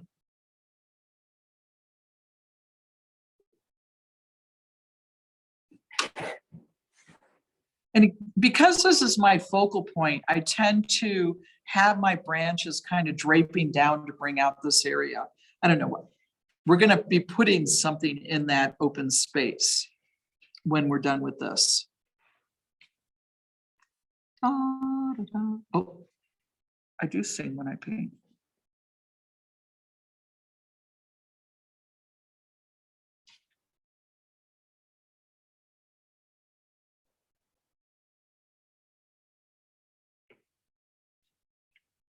So just building branches. We're branching out.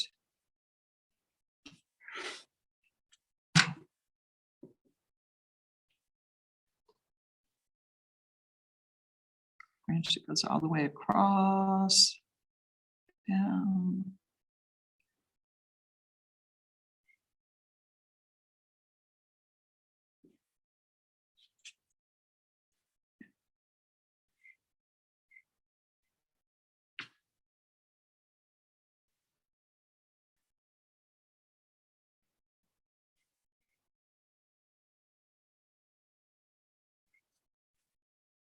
Maybe even some lower branches.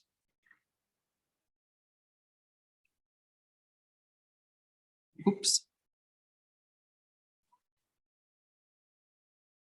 It's not good when the teacher says, oops. Okay.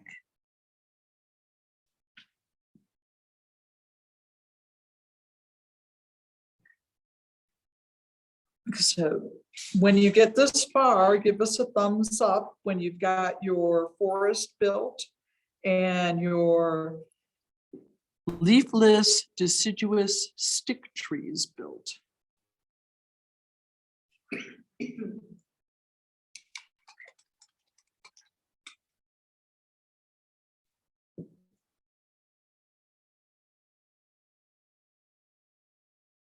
Did everybody? Yeah, Linda, Julie did, Lori did, good.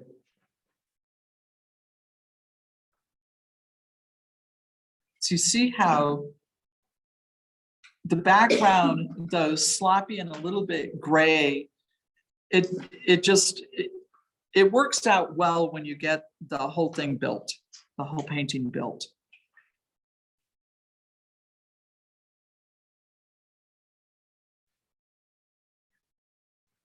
I think at this point, myself, I'm going to go ahead and do this. So give us a thumbs up when you've gotten this far.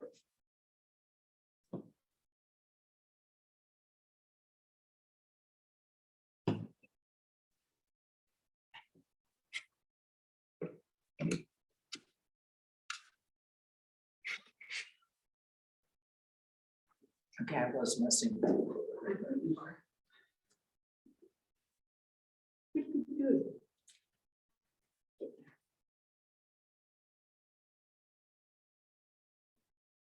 Your trees are almost like people trees. It's like just like a person. People? Yeah. They camouflage people. People camouflage as trees. Good, good, good. Oh my gosh, love that you did that. Lynn, you should look at, I mean, you know how I was like too dark, too dark, too dark? It's perfect. It is now gone into perfect. You left good sky holes. Oh my gosh. This is your moment of genius right here. Just saying. I like this. I know. Remember at first I was like, we need to get rid of that. And then I was like, no, leave it, leave it. Sometimes, oh my gosh, I'm going to be quoting, what's his name? Not Richard Simmons, but the other curly head guy, Bob Ross. They're all happy mistakes.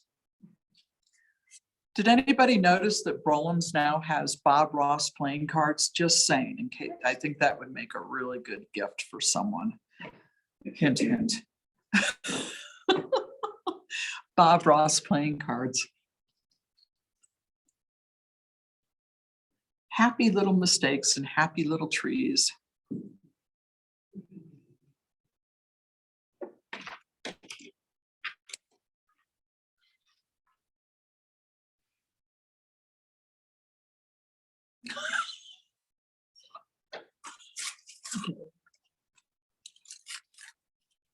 Our facilitator is stressing me out, so I'm going for more chocolate. Just kidding. I think we all need to we should finish it by the time. you're done. We what? We should finish it by the time you're out of here.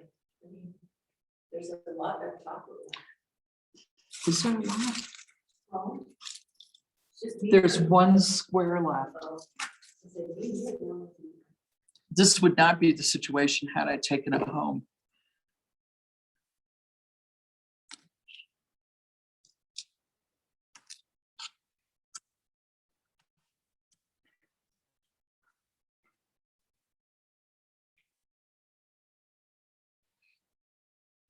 Okay.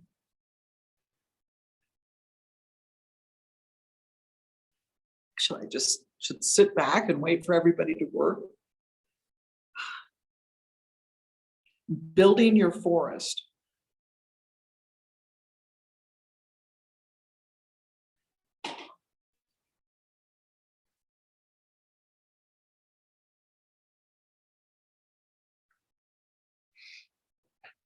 You know, right now we're working from our imagination. We're building paintings from the imagination. I do a lot of work where I'm actually going out sketching and then do the paintings from sketching. But I heard something somewhere from somebody, I read it or something, that said that when artists start working from their imagination, you have great leaps and bounds of movement forward. And it's true. It is true that there, you know, you build your skills when you start looking at things and sketching them and working from what the image is out there. But you really move in leaps and bounds when you start working from the imagination. And then when you combine the two, you know, which is why I have a whole house full of fantasy landscapes, you know. And I mean, let's face it, nature is absolutely beautiful. We really can't compete artistically with nature because it's so beautiful. I mean, can you paint a sky as beautiful as the real sky is? I would say no, but you could make a painting that's every bit as beautiful as the sky. It just may not be that sky. And that's what we're doing. We're working from our imagination and we're building these great glowing sunset landscapes, which you may or may not see in nature. I suppose around here we do have landscapes, we do have skyscapes like this. You know, one time I was on a Venezuelan island. Actually, I was on the Venezuelan mainland, and there was some kind of atmospheric quirk, and I don't really know what this is called, but the Venezuelan island was perfectly reflected in the sky. Everybody was on the dock looking up, and up in the sky was this perfect image of the island that somehow had been reflected of. It was a really odd moment in time. It was the only time I ever saw anything like that. And I wasn't under the influence of everything.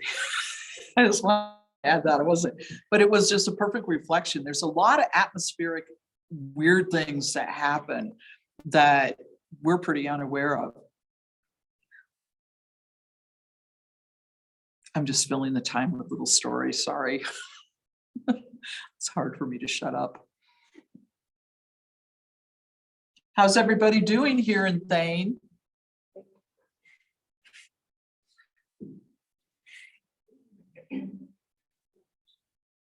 Did anybody try painting the trees sideways? Am I the only one who did that? I am the only one who did that. I did it. Okay. I stand corrected, Lori.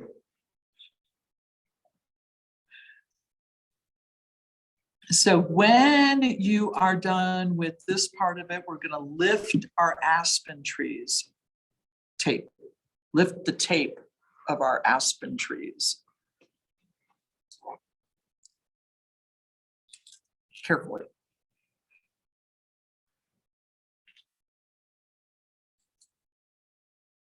How does it look? Good. Good. How many aspens did you do? 3? I mean, like,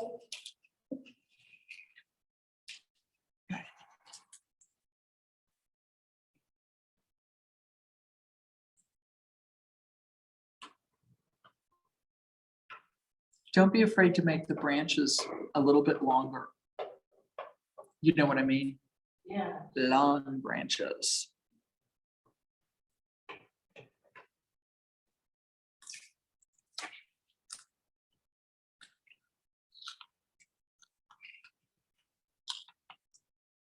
So I am going to peel off my aspen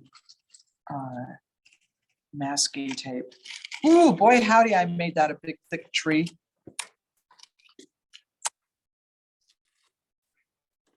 anybody remember why I did that? Okay.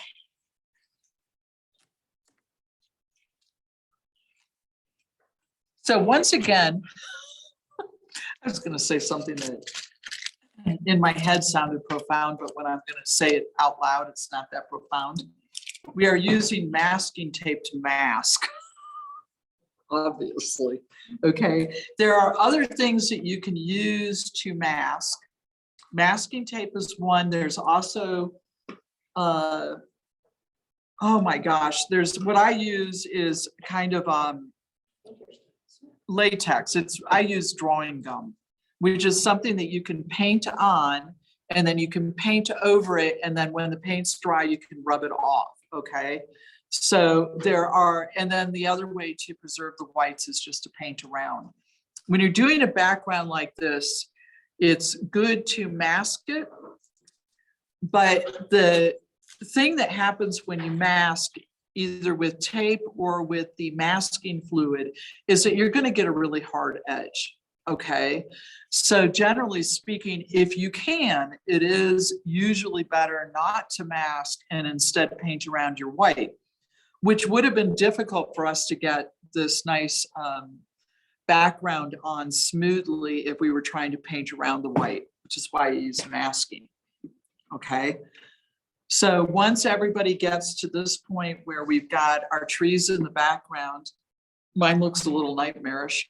But anyway, when you get the trees in the background, peel away your tape and then give us a thumbs up. Did she slip out already? How did I even miss that? Holy moly. Bye. She offered something. Yeah. Oh. Because the class went to 4 and she finishes at 3. Were you looking to see how much agony was left? No, no, is it a 3-hour class? Yes, the last class is a 3-hour class. Because it's bigger and we have more to do. And we also want to look at what everybody did last week for sure, and this week. So we want to have time to showcase. Carefully remove your masking tape. Carefully, carefully. Though I had a student once that ripped the paper and turned it into a really positive addition to her card. That was Julie. Her paper ripped and she made it into a really cool card. That's her genius. Her genius is going, oh, I know what I was going to show people. There's still room left in the 16th and 17th Christmas card class. This is Julie's Christmas card from a few years ago. I know, I forget that. Isn't that cute? I just love it. Though when I was looking at it, I wondered if she had made a little mistake over here and this is why she cut it. Do you remember? When Julie and I give each other cards, we don't fill them out just in case we want to give it out. But the truth is I don't give them out. So anyway, This is just a little Christmas card she made. These are the kinds of cards that I'm gonna be teaching in the December 16th and 17th Christmas card class here at Thane Community Center.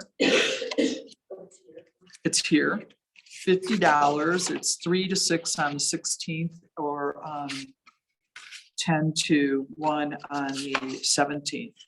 Just little Christmas cards like this.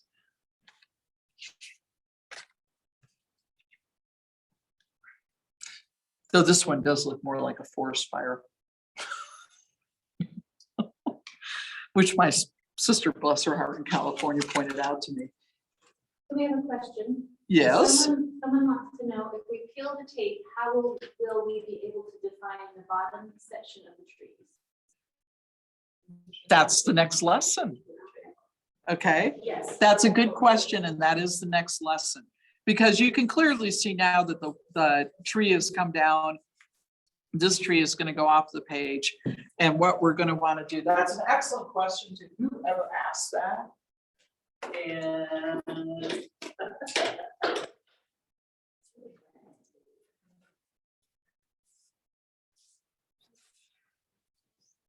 so this is what we're going to do. We're going to make the bottoms of our trees wherever we want them.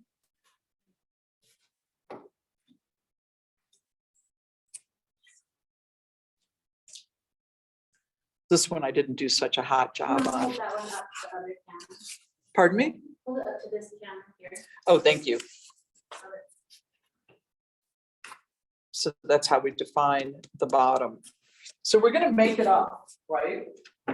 So when everybody has gotten this far and their tape has been peeled away, give me a thumbs up. And we're gonna move into the next steps, which will be define, we're probably gonna do a few things before we get to this. I still have you on this one too. Oh. Yeah. I need to look down there. Okay.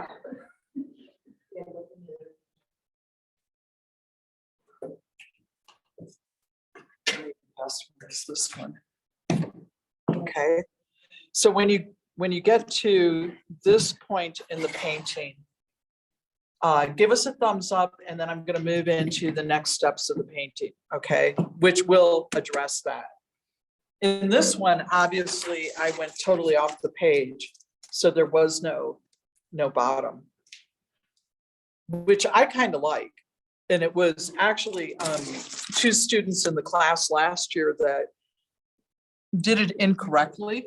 They didn't follow my instructions and they went off the page.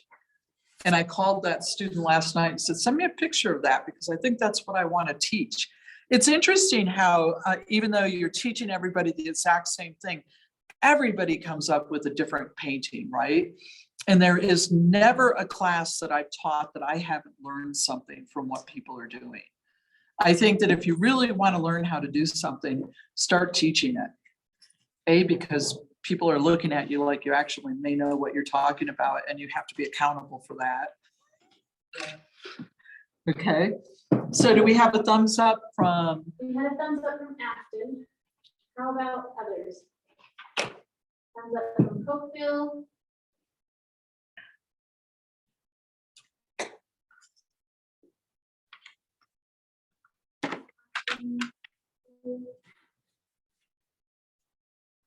Yes, and Alpine.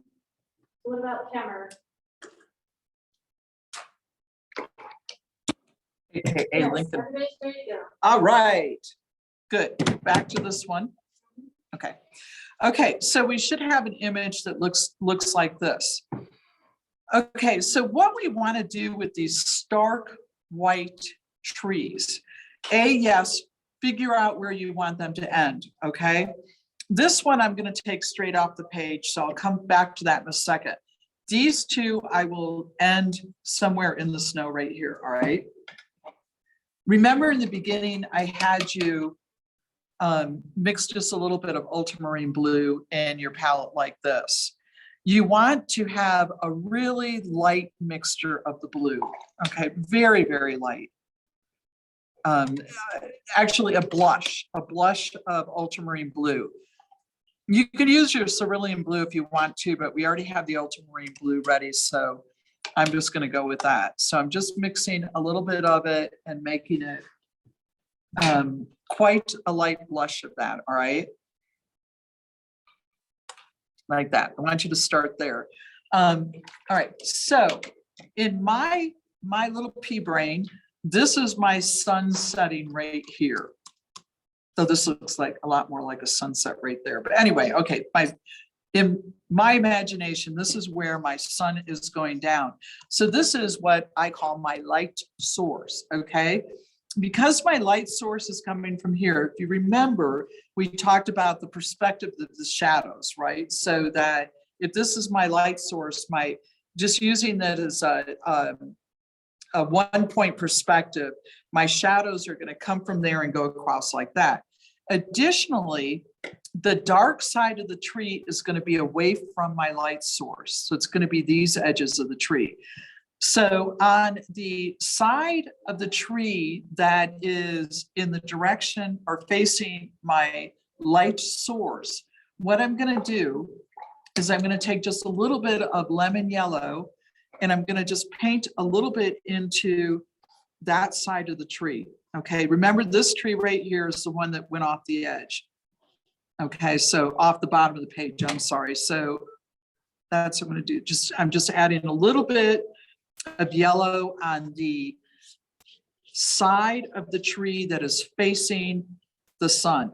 And over here, because the sun is right here, and this is where I'm going to end my tree. I'm just coming up with a little bit of yellow, just a little bit, a very light blush, just on that edge of the tree like that, right? And then just on this edge of the tree right here too, okay? And I'm going to let that sit for a little bit. You don't want it to be too bright of a yellow because we're going to be putting blue right on top of that. So don't put too much yellow. It is just a light blush. If you put too much yellow on there, you're going to end up with green trees. We don't want any, that sounds funny. We don't want any green trees. Okay, we don't want any green tree trunks. I don't even know if you can really see that, how light that blush is. I mean, you can barely see it on the camera. If you're not comfortable with that, then skip the yellow, okay? And we'll go straight to the blue.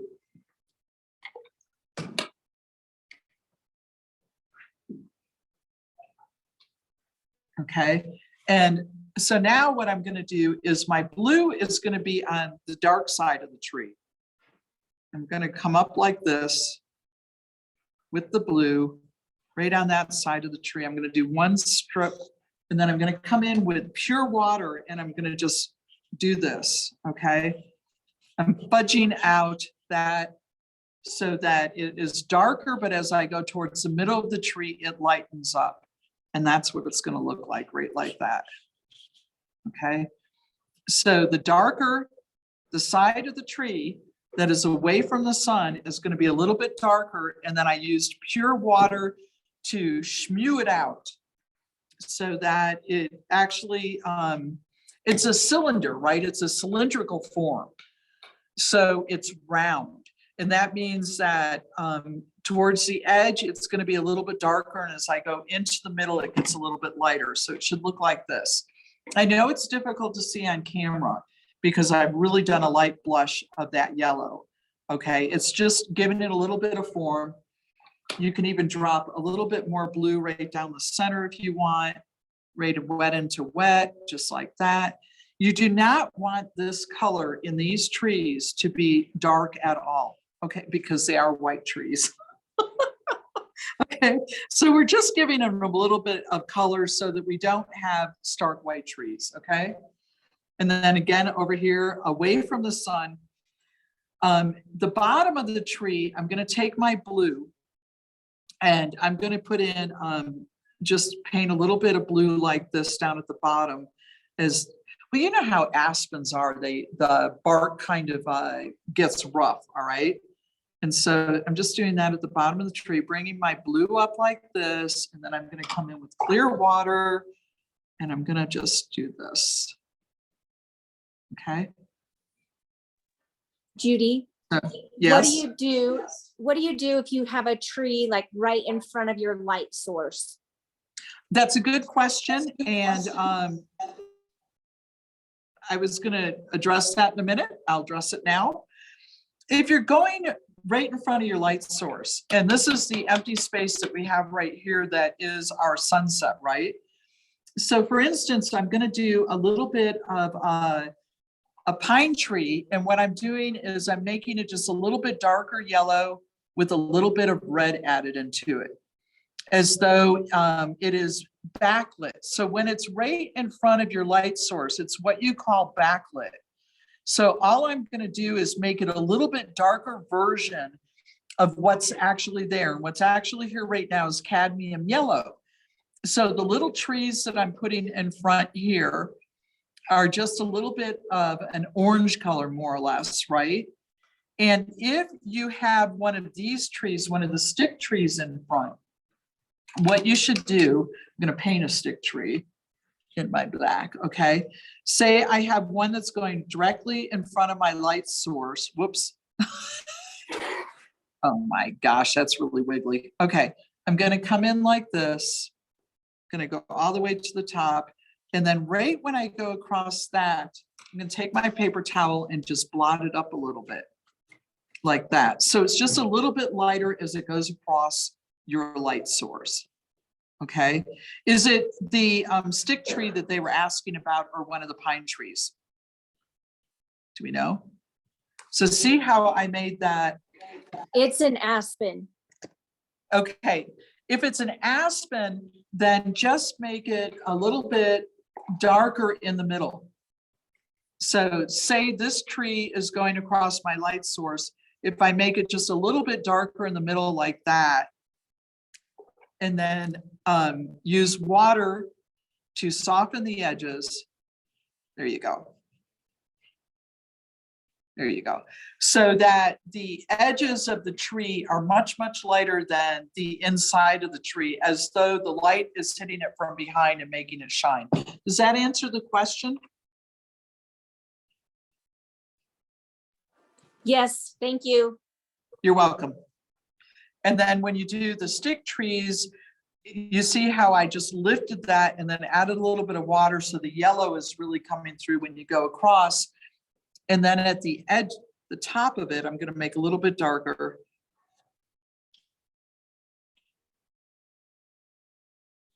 And the bottom, I'm going to make a little bit darker, like coming up like that.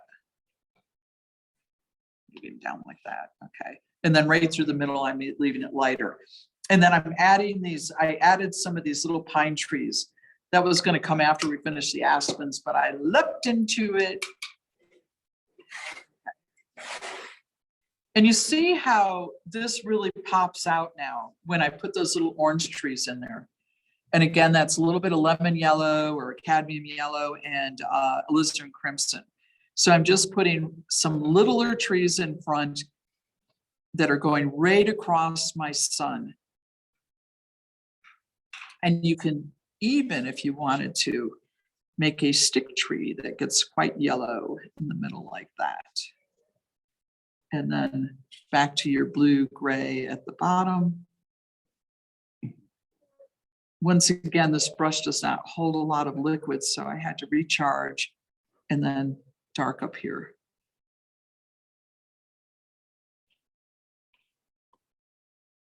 Okay. So just adding a few more finishing touches like right here. Oh.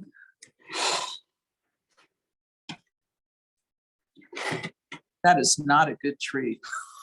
That is like a bad tree that I just did right there. Okay, so you can see why sometimes I paint sideways. I come right down and try and straighten that tree up. And then picking up some of the middle. So a lot of times you can just pick up the paint and lighten things up with just putting a paper towel in it, okay?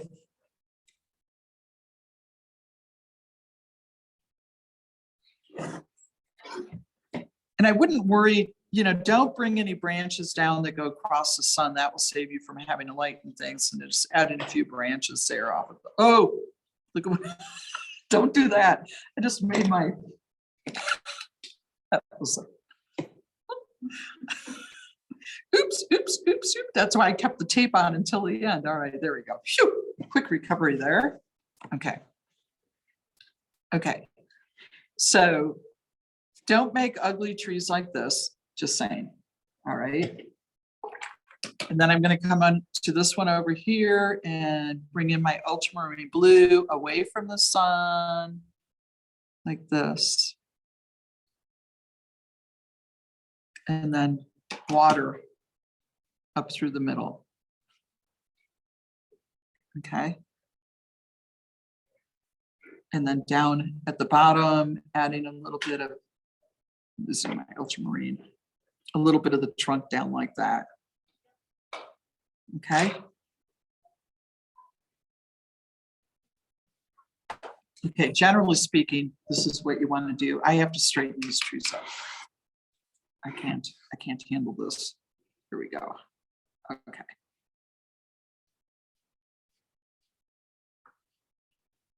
And the branches. All right. So again, right across here, I have done a couple of orange trees just to highlight that the sun is behind there and that these trees are a little bit backlit. You don't have to do that. Your painting will look lovely without that. And then also, I need to, these, from my point of view, are too evenly spaced, so I'm going to add one more in there.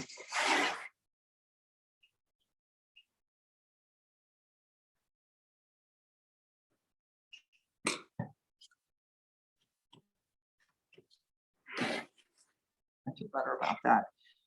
Okay, so when you get to this point, the next thing that we're going to do is we're going to do our shadows.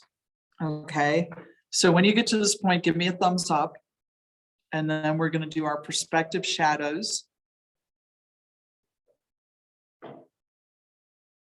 Our shadows in perspective.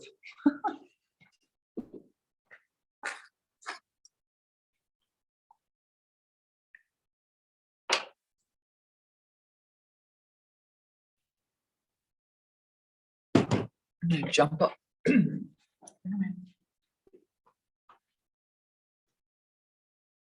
good, good. Oh, you did a nice big thick tree too. Julie has 1, 2, 3, 4, 5 aspen trees. Oh, good, good, good, good, good. This is beautiful. You may not see that, but I'm the teacher, Yeah. so you just have to take my word for it. You too, from over there, I keep looking at this and going, this is really nice. And again, I'm the boss, so take my word for it. So when you get here, I'm laughing because I remember saying, don't judge your painting until it's finished. And I'm looking at mine going, oh boy, I really messed that up. It's all good.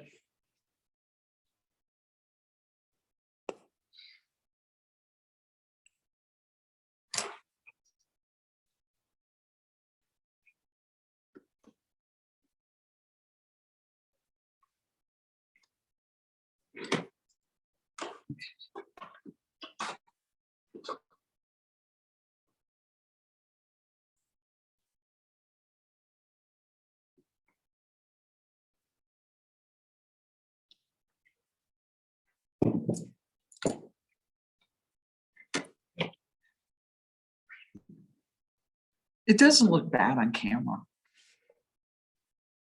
Just like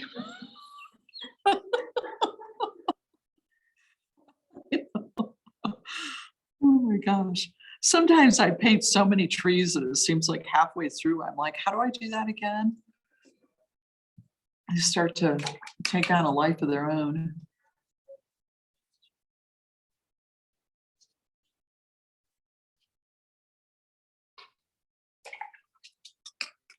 Okay.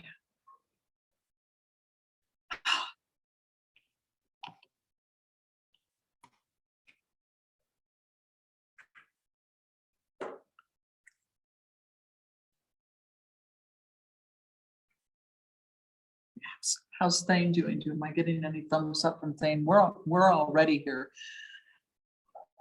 How's Lincoln doing?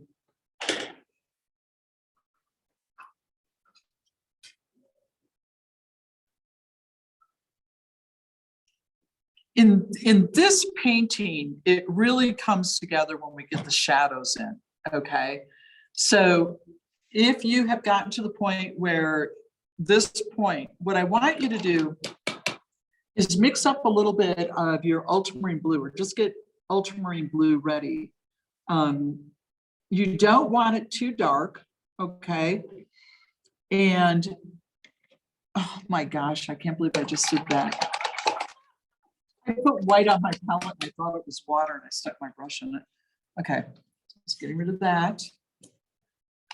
Okay, so ultramarine blue is what we're going to use for shadows. You can use your cerulean blue for shadows. Your ultramarine blue is a warm blue, right? Generally speaking, I would use a cool blue in snow. Here comes another profound statement, because snow is cold, so it should be a cool color, okay? But I think ultramarine blue is a really good choice for this as well. I am going to define my bottoms of my trees a little bit more by just adding a little bit of black in there. This, okay. And we've got more to add to these aspens too. So when you get to this point, get some ultramarine blue, not too dark, mixed up like that. This is my ultramarine blue. There's some cerulean blue. I may throw some cerulean blue in there too, okay? So when you get this far, give me a thumbs up. Thumbs up from Thane. Thumbs up from Star Valley, Aspen's good, and Alpine. Coco's good. And Lincoln, are you guys good?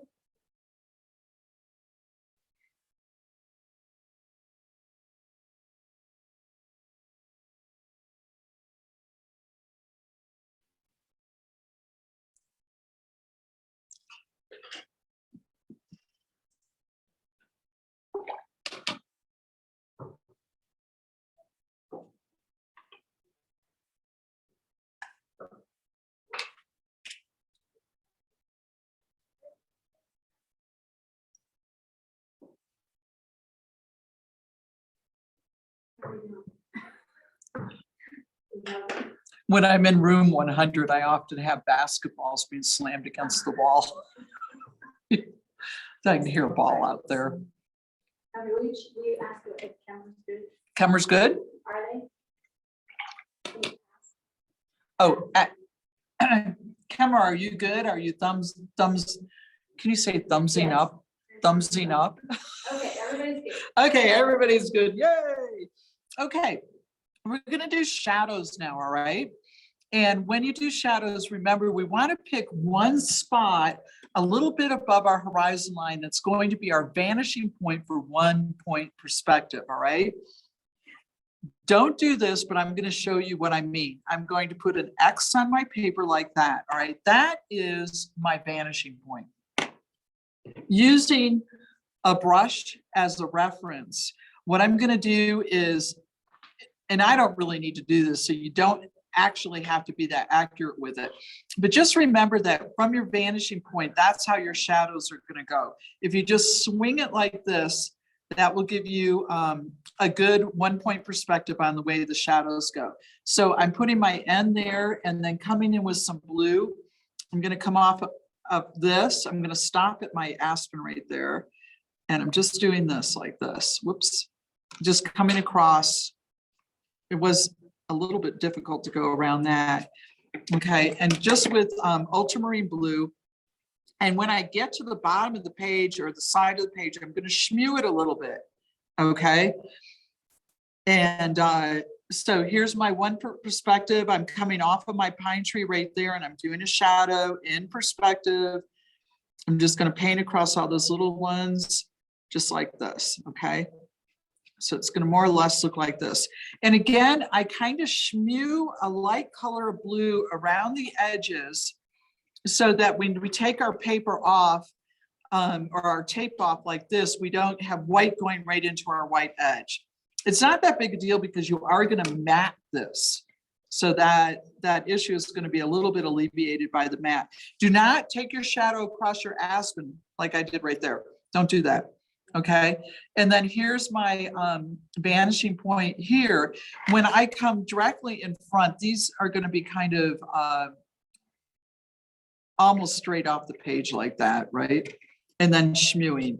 I'm just schmewing a little bit of paint at the bottom. Don't bring it all the way up. A very light color of ultramarine blue. And then these trees, my perspective will come across like this, perspective like that, and then perspective over here.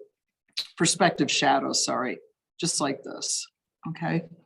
Please do it a little bit more neatly than what I just did, okay? So I'm just doing it like that. Do not put any blue up into this area right here, okay?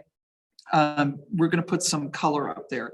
Once again, I wanna remind people that for snow, even though I'm doing my shadows in blue, generally speaking, whatever's facing the sky will reflect the sky color, okay? And that's why I don't want you to put any blue in this area. So you can make your shadows darker if you want. Just try and get them in perspective so that they're going the way the sun is hitting the trees like that, okay? All right.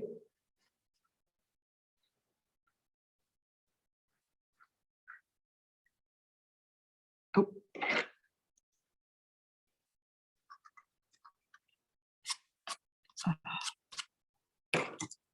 Okay. And give me a thumbs up when you have your shadows down.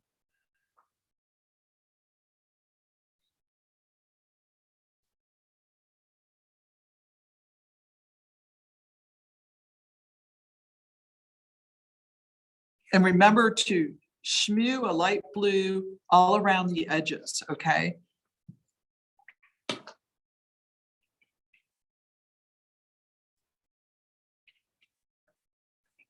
And even throw a little bit of cerulean up in there just to cool it off a little bit.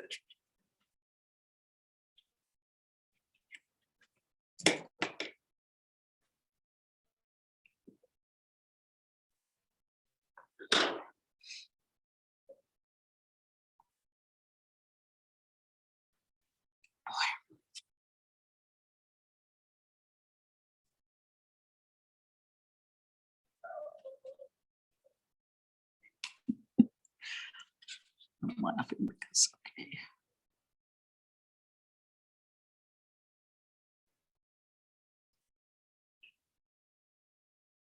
Okay. I made a mistake, so I'm fixing my own painting. There we go. Okay, I can live with that. If you also, right along the horizon line, if you want to drop a little bit of blue in, because these guys would be throwing shadows too, but don't do too much. Just give it a little bit, going straight across like that, just a little bit, because again, we're going to be putting different colors in here, okay? So just along here, I'm just adding a little bit of blue. Just like that. Just kind of grounding the trees a little bit. Everybody be careful not to go across your aspens. Has anybody done that yet? Yeah. Okay, I did it. I did what I told you not to do. Okay.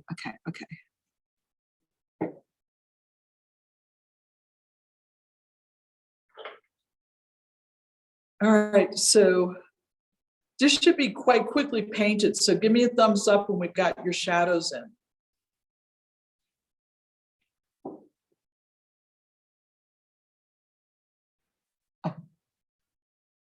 You're typing messages in and I got all excited. We've got Lincoln and Aspen are ready, Alpine's ready. What about Cokeville? They're still working.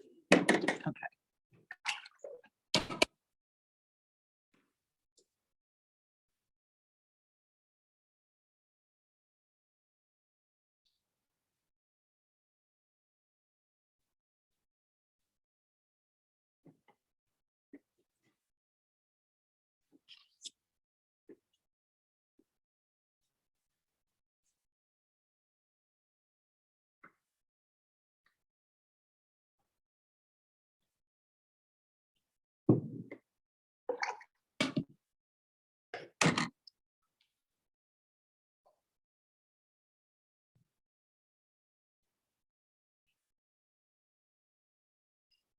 For people who are ready, after they've done their shadows, I am gonna, if you want, we're gonna put a little bit of snow in here.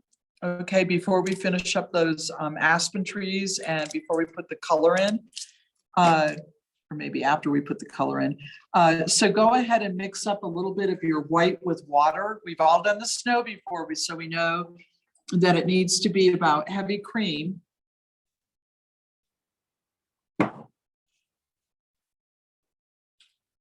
It is funny that I always do food references. Food references. Okay.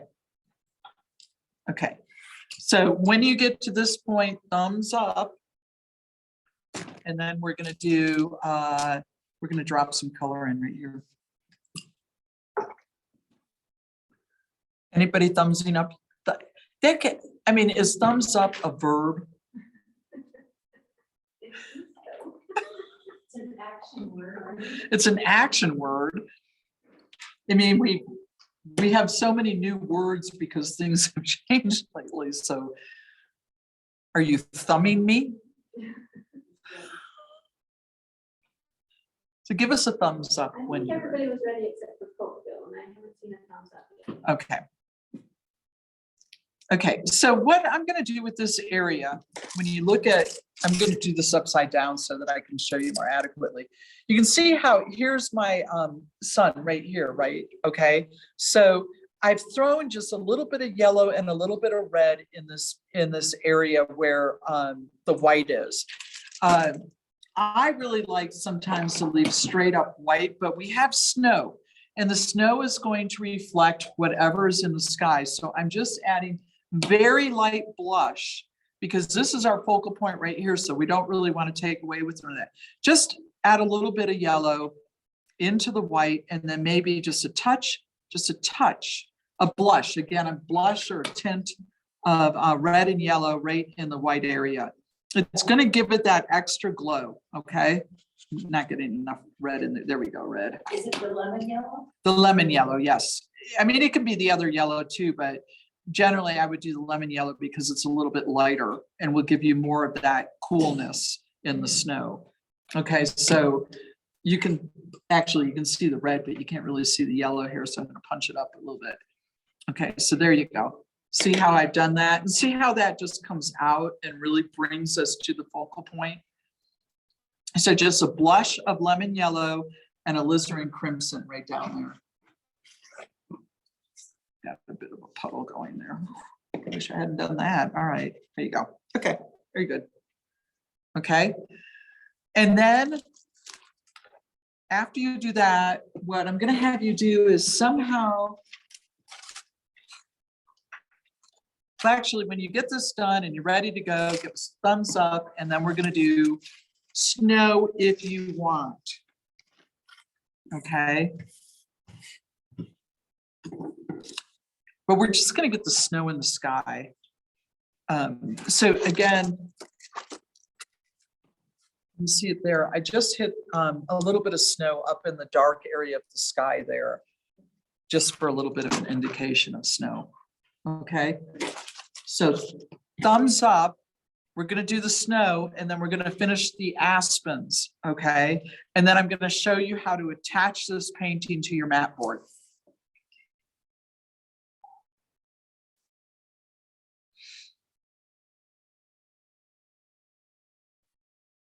So just give us, I'll probably say that 100 times in one session. Give us a thumbs up. What a mess, Julie. It's nothing like, look at mine.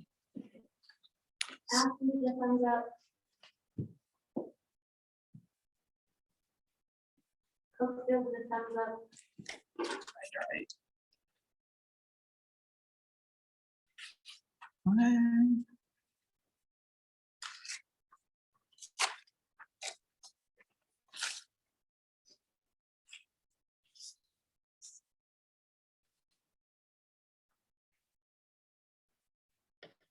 Who do we have left? Alpine and Lincoln. Lincoln is thumbs up. Is that everybody? Almost. How about Thane? Do we have a thumbs up from Thane? You guys get left out of everything. No one ever asked you for a thumbs up.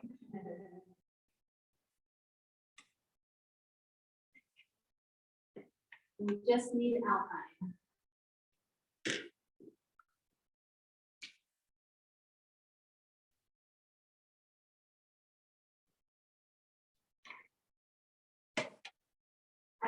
All right.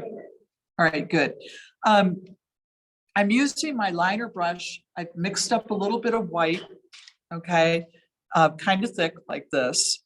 This is again, only if you want to add the snow. The snow is not crucial, okay? And then I've covered up my aspen over here and I've covered up the foreground area down there. It doesn't make a great deal of difference, but we have something that we're gonna add lines to our aspen trees. So I don't really want you to get white paint into there because then you won't be able to add the lines. All right, so I'm just gonna go through. I'm actually not sure if our liner is gonna give me enough big snowflake. I think yesterday I did it with the number 8, but I'm gonna try this first. Okay, yeah, it's working fine. So I'm just gonna go in and do a couple splashes right like that. Just a few, okay? And then I'm gonna move it over here. And I'm generally speaking, I'm hitting up just the darker areas of the sky with a little snow because it's not really gonna show up across that yellow. And I'm just using some paper towel to kind of cover up the areas that I don't want the white paint to go into. Just like that, okay? And maybe even a little bit on those in the, across the trees. See how I've added a little bit, there we go. So just a little, just a couple nice snowflakes. A couple nice snowflakes. Are we already tired of the snow? Yes.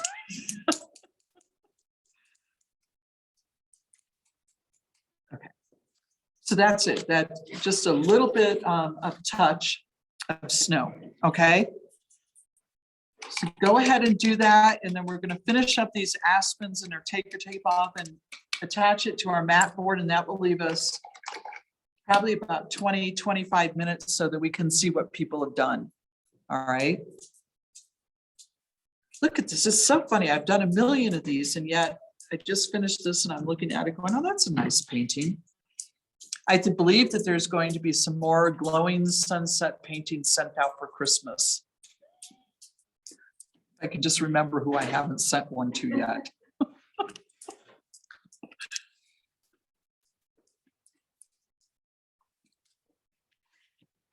Okay.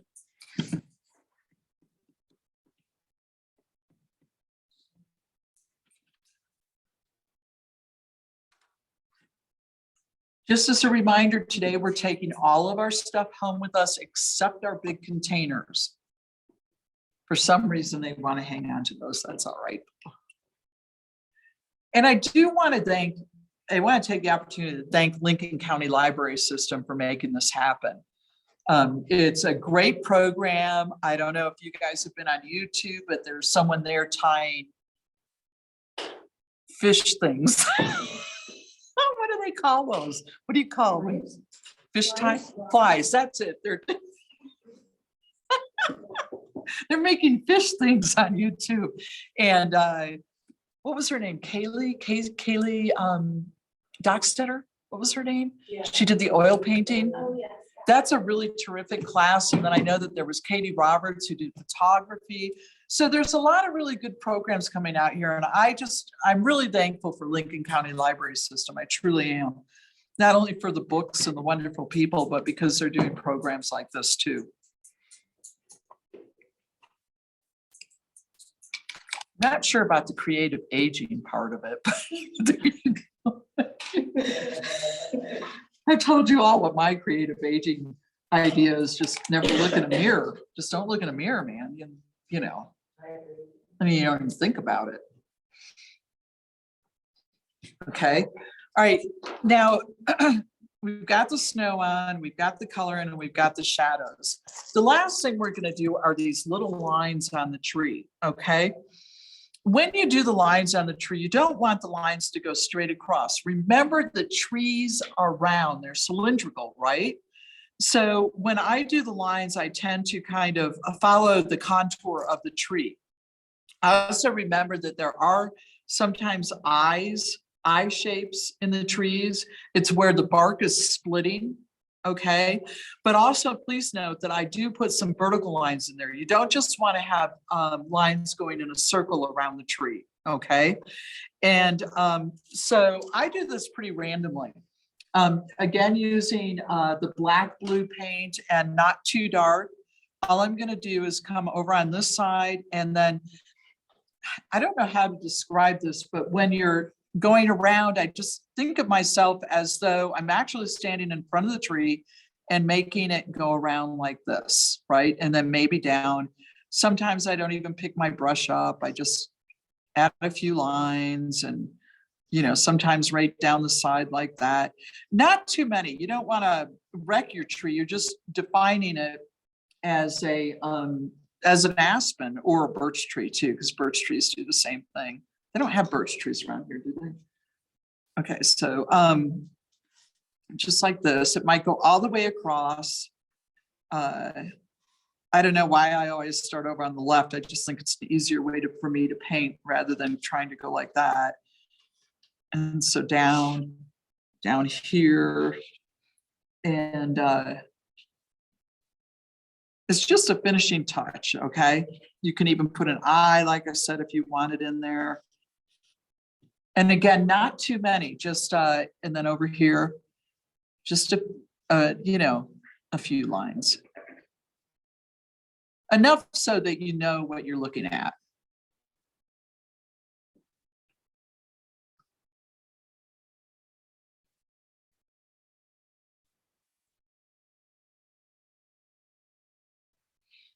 And not straight across. Think of it as though you're standing right in front of the tree and you're drawing a line on that tree that goes around.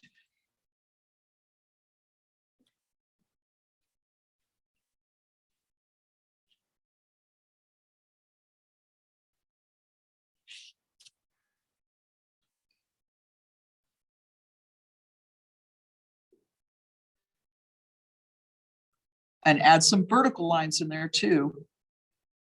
Just short vertical lines.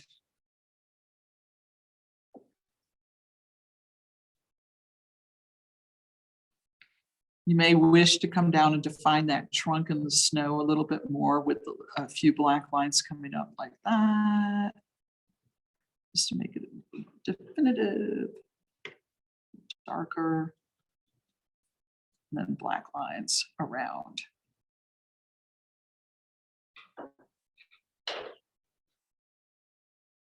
Okay.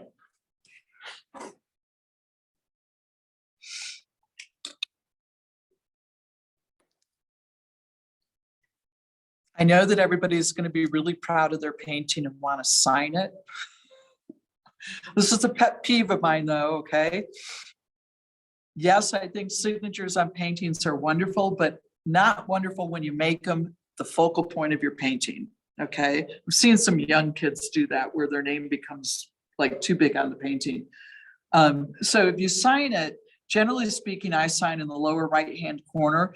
I also might bring it up along the tree line up there, but if you're gonna sign it, you know, right down here discreetly. I, however, don't sign my glowing sunset paintings. Okay. I sign my chickens JJ and everything else J Gonet Jones. So yeah. So this is our finished painting. Voila. Which, like I said, on the camera looks really nice.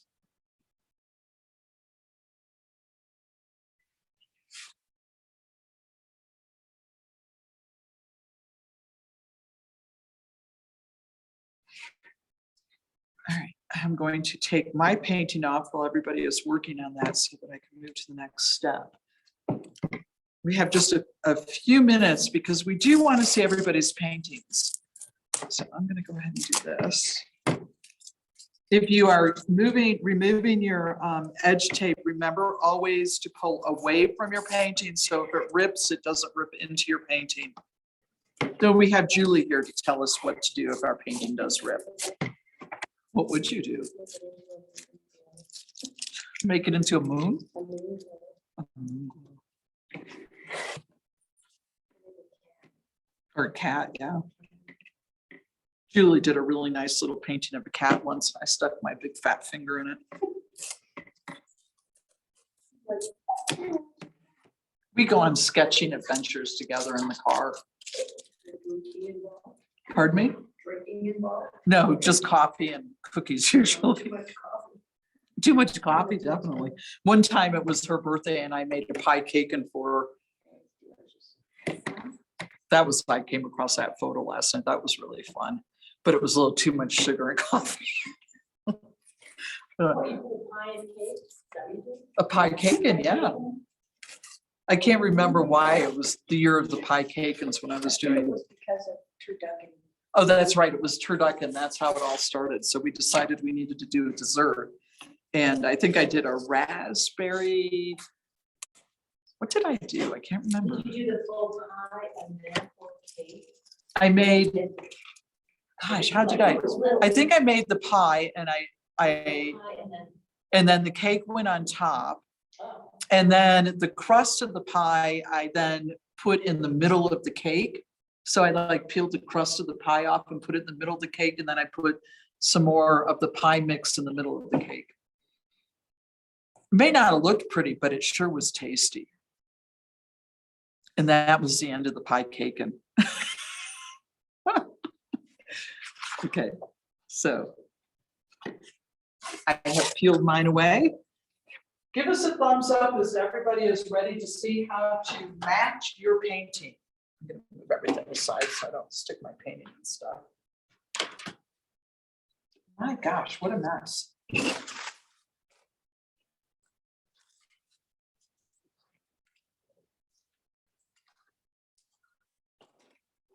It's chocolate.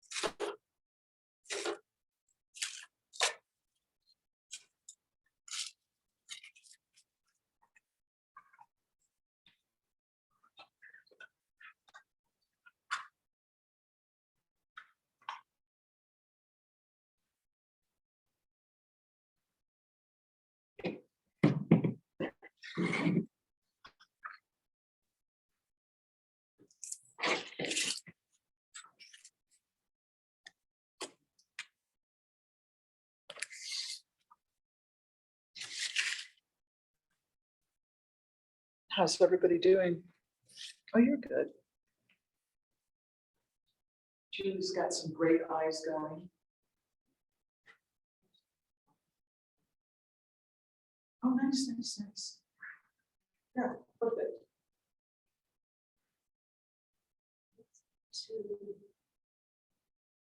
Oh, good. Good, good, good. Like, can you right off the page like that?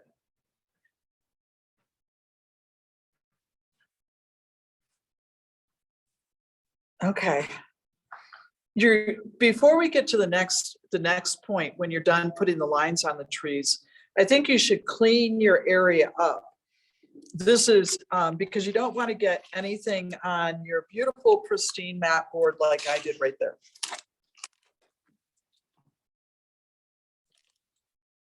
Okay. crisis averted. It was just a piece of lint.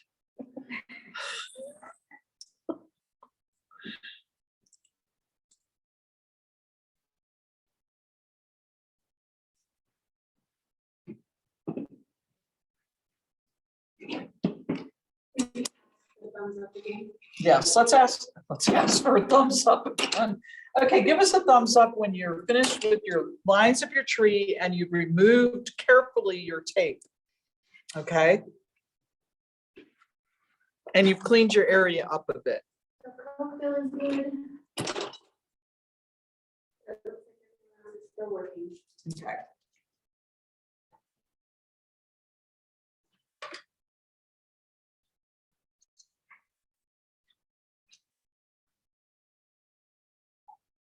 I still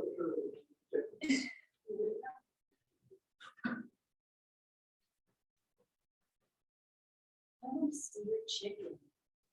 Pardon me? I don't see your chicken. Oh my goodness. Give me your email address. I'll send you a picture. I think there's like 6 chickens at the gallery in Afton. My claim to fame. Blowing sunsets and the chicken lady. Well, the cake lady, yes. I haven't found any place to sell those lately.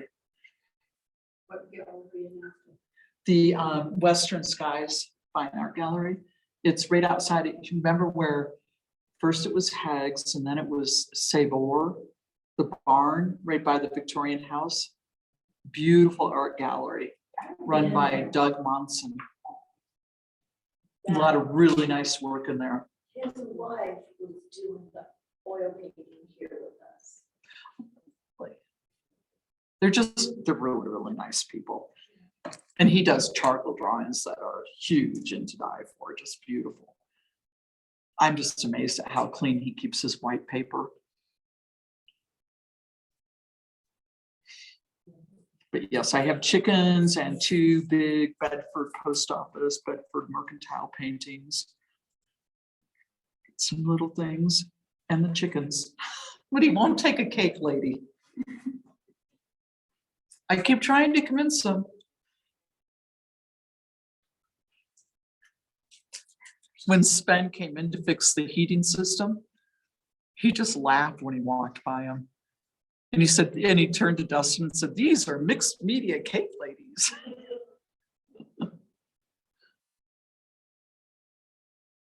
Okay, so the things you're gonna need to do the matting are gonna be your masking tape, your mat board, obviously, a clean area. And when you've got all of that ready, you can go ahead, make sure your hands are clean or not wet, and take your mat board out of your plastic wrap. This is called a double mat. Okay, so usually when you frame artwork, you use a double mat. It just makes it a little bit nicer. The reason that you have to mat watercolors is because watercolors have to go underneath glass, unlike oil or acrylic. Has to go under glass. So you're putting a mat board over the painting so that the painting is not touching the glass. It is not a huge issue here in Wyoming where things are incredibly dry, but if you had a watercolor that was touching glass in someplace like Florida, the humidity could cause the paint to come off on the glass. And okay, and so that's generally speaking. It also looks a lot nicer to have a nice mat around it, though I do sell a lot of paintings that have been glued to boards and stuff. So give us a thumbs up when you've gotten to the point where everything is cleaned up. You've got your mat board in front of us. We need to move kind of quickly because I do want to see paintings and we are down to our last 20 minutes.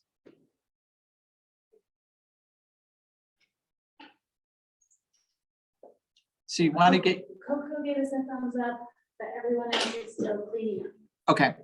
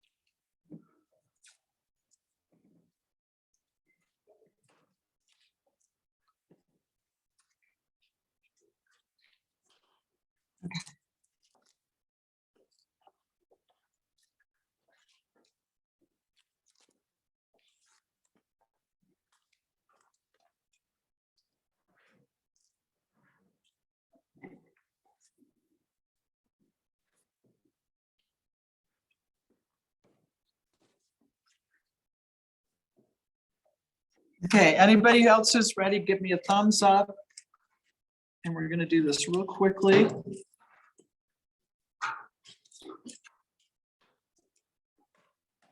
do the end after already now.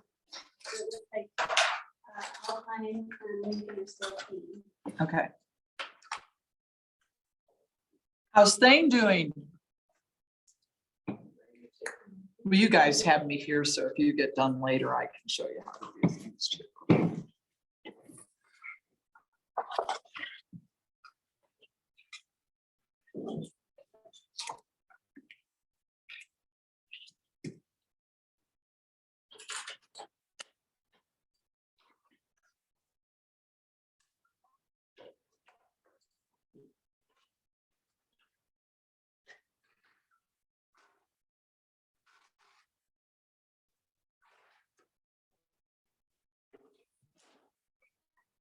What are we waiting on?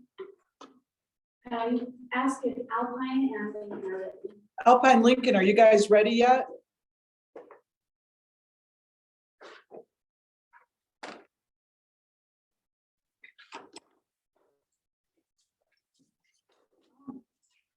Mostly. Yeah, mostly. Okay, for those of you who are ready, what I want you to do is I want you to take your masking tape and put it on all four corners of your painting so that the sticky side, it's like, looks like this, okay? The sticky side is this way, all right? So I put the tape on the corner like this.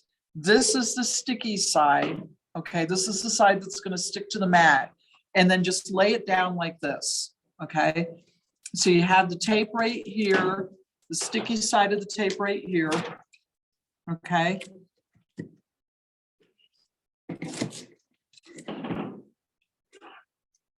Normally, if you are using a 100% cotton piece of paper, you would only tape it at the top.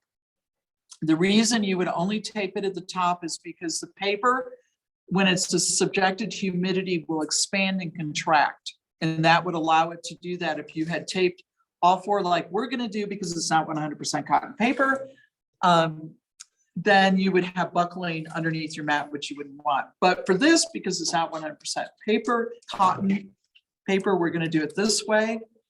And once you get here, I'm just gonna go ahead and do it. Those of you who are ready, I want you to do it and then show the other people how. You have two mats, okay? You have an inside mat, which is cream colored, and an outside mat, which is off-white. Okay, take the outside mat and you're just gonna have this mat right here, the cream one, right? And all you're gonna do is center it over the painting so that you've covered up your white edges like this, okay? And then press down on your tape with clean hands. Okay, just like that. Press it down so it's adhered. Then maybe at that point, flip it over, make sure your table's clean and make sure your tape is down. Okay. Then you're gonna take it and put the white mat back on top. Your painting has been taped, and this is why I had you save the Dick Blick mat. You're gonna put that behind it, okay? You're You're gonna end up with a painting like this. And then you're going to put it back into your sleeve, into your plastic sleeve. Okay, just carefully slide it back into your plastic sleeve, like, whoops, like that.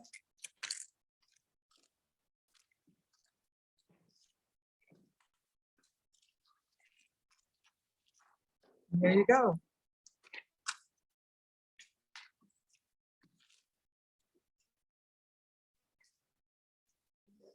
Just balance it and just make sure it's covering those edges and then just stick it.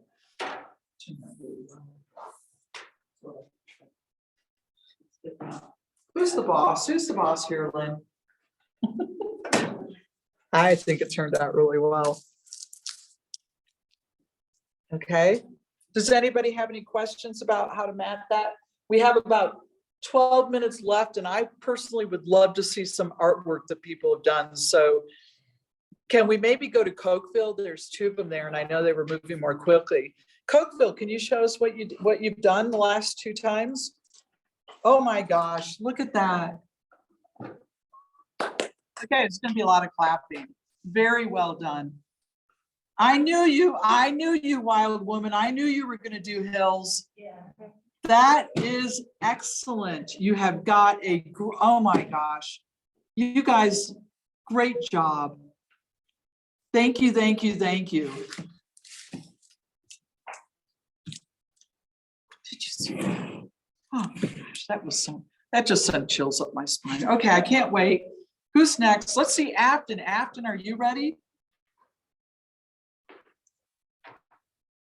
We could show, oh, there's Afton. Oh, there she is. Oh, wow, Judy, great color. Look at that. Oh, wow, Excellent color. That's better. Very nice. That's what this is Judy. Okay.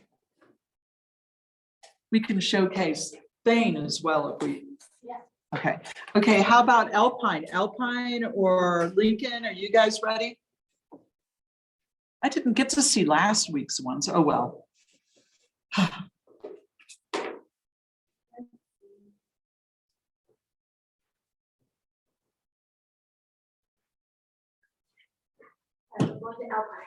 Alpine. Oh, look at that. Oh my gosh, that is beautiful. Oh my gosh. Very, very nice. Very well done. Where's Sharon? Is Sharon there today? There she is. There. Come on, Sharon. I want to see your painting. So we put this on the back and then that's it. Yeah.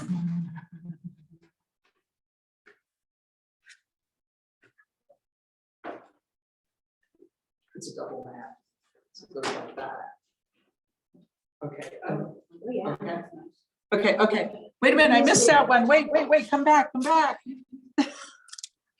Oh my gosh. Beautiful, beautiful, beautiful. It's interesting how many different, even though we were all doing the same thing, everybody has a different take on it. Yeah. Well, Sharon, you can hold it up without the mat. Oh, wow. Oh my gosh, look at those beautiful colors and trees. She did it the other way, right? Yeah, she did it the other way. Sharon's a rebel. I like that other one in the background too. Well done, you guys. Very, very nice. Look at the color in that. Beautiful, beautiful, beautiful. Okay, how about Lincoln? Is Lincoln ready yet? Woo-hoo. October, does anybody have anything to show? Oh, I see one in the background. Look at her, she's like, wait a minute, wait a minute.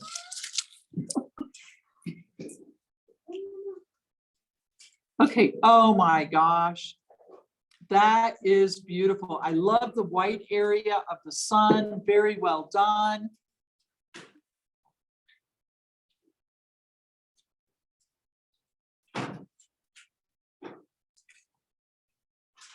Oh, oh my gosh, I love that. I love the ones that went vertical.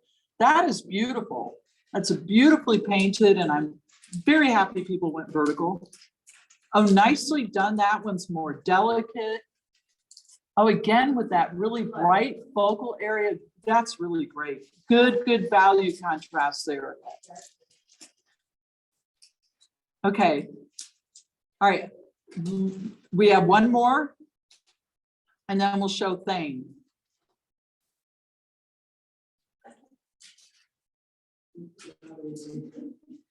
Oh, nicely done.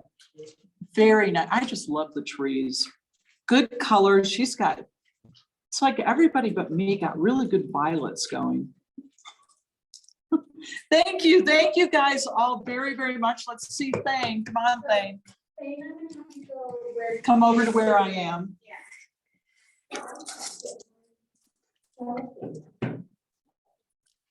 Okay. Here, I'll jump up and down for you too. Yay!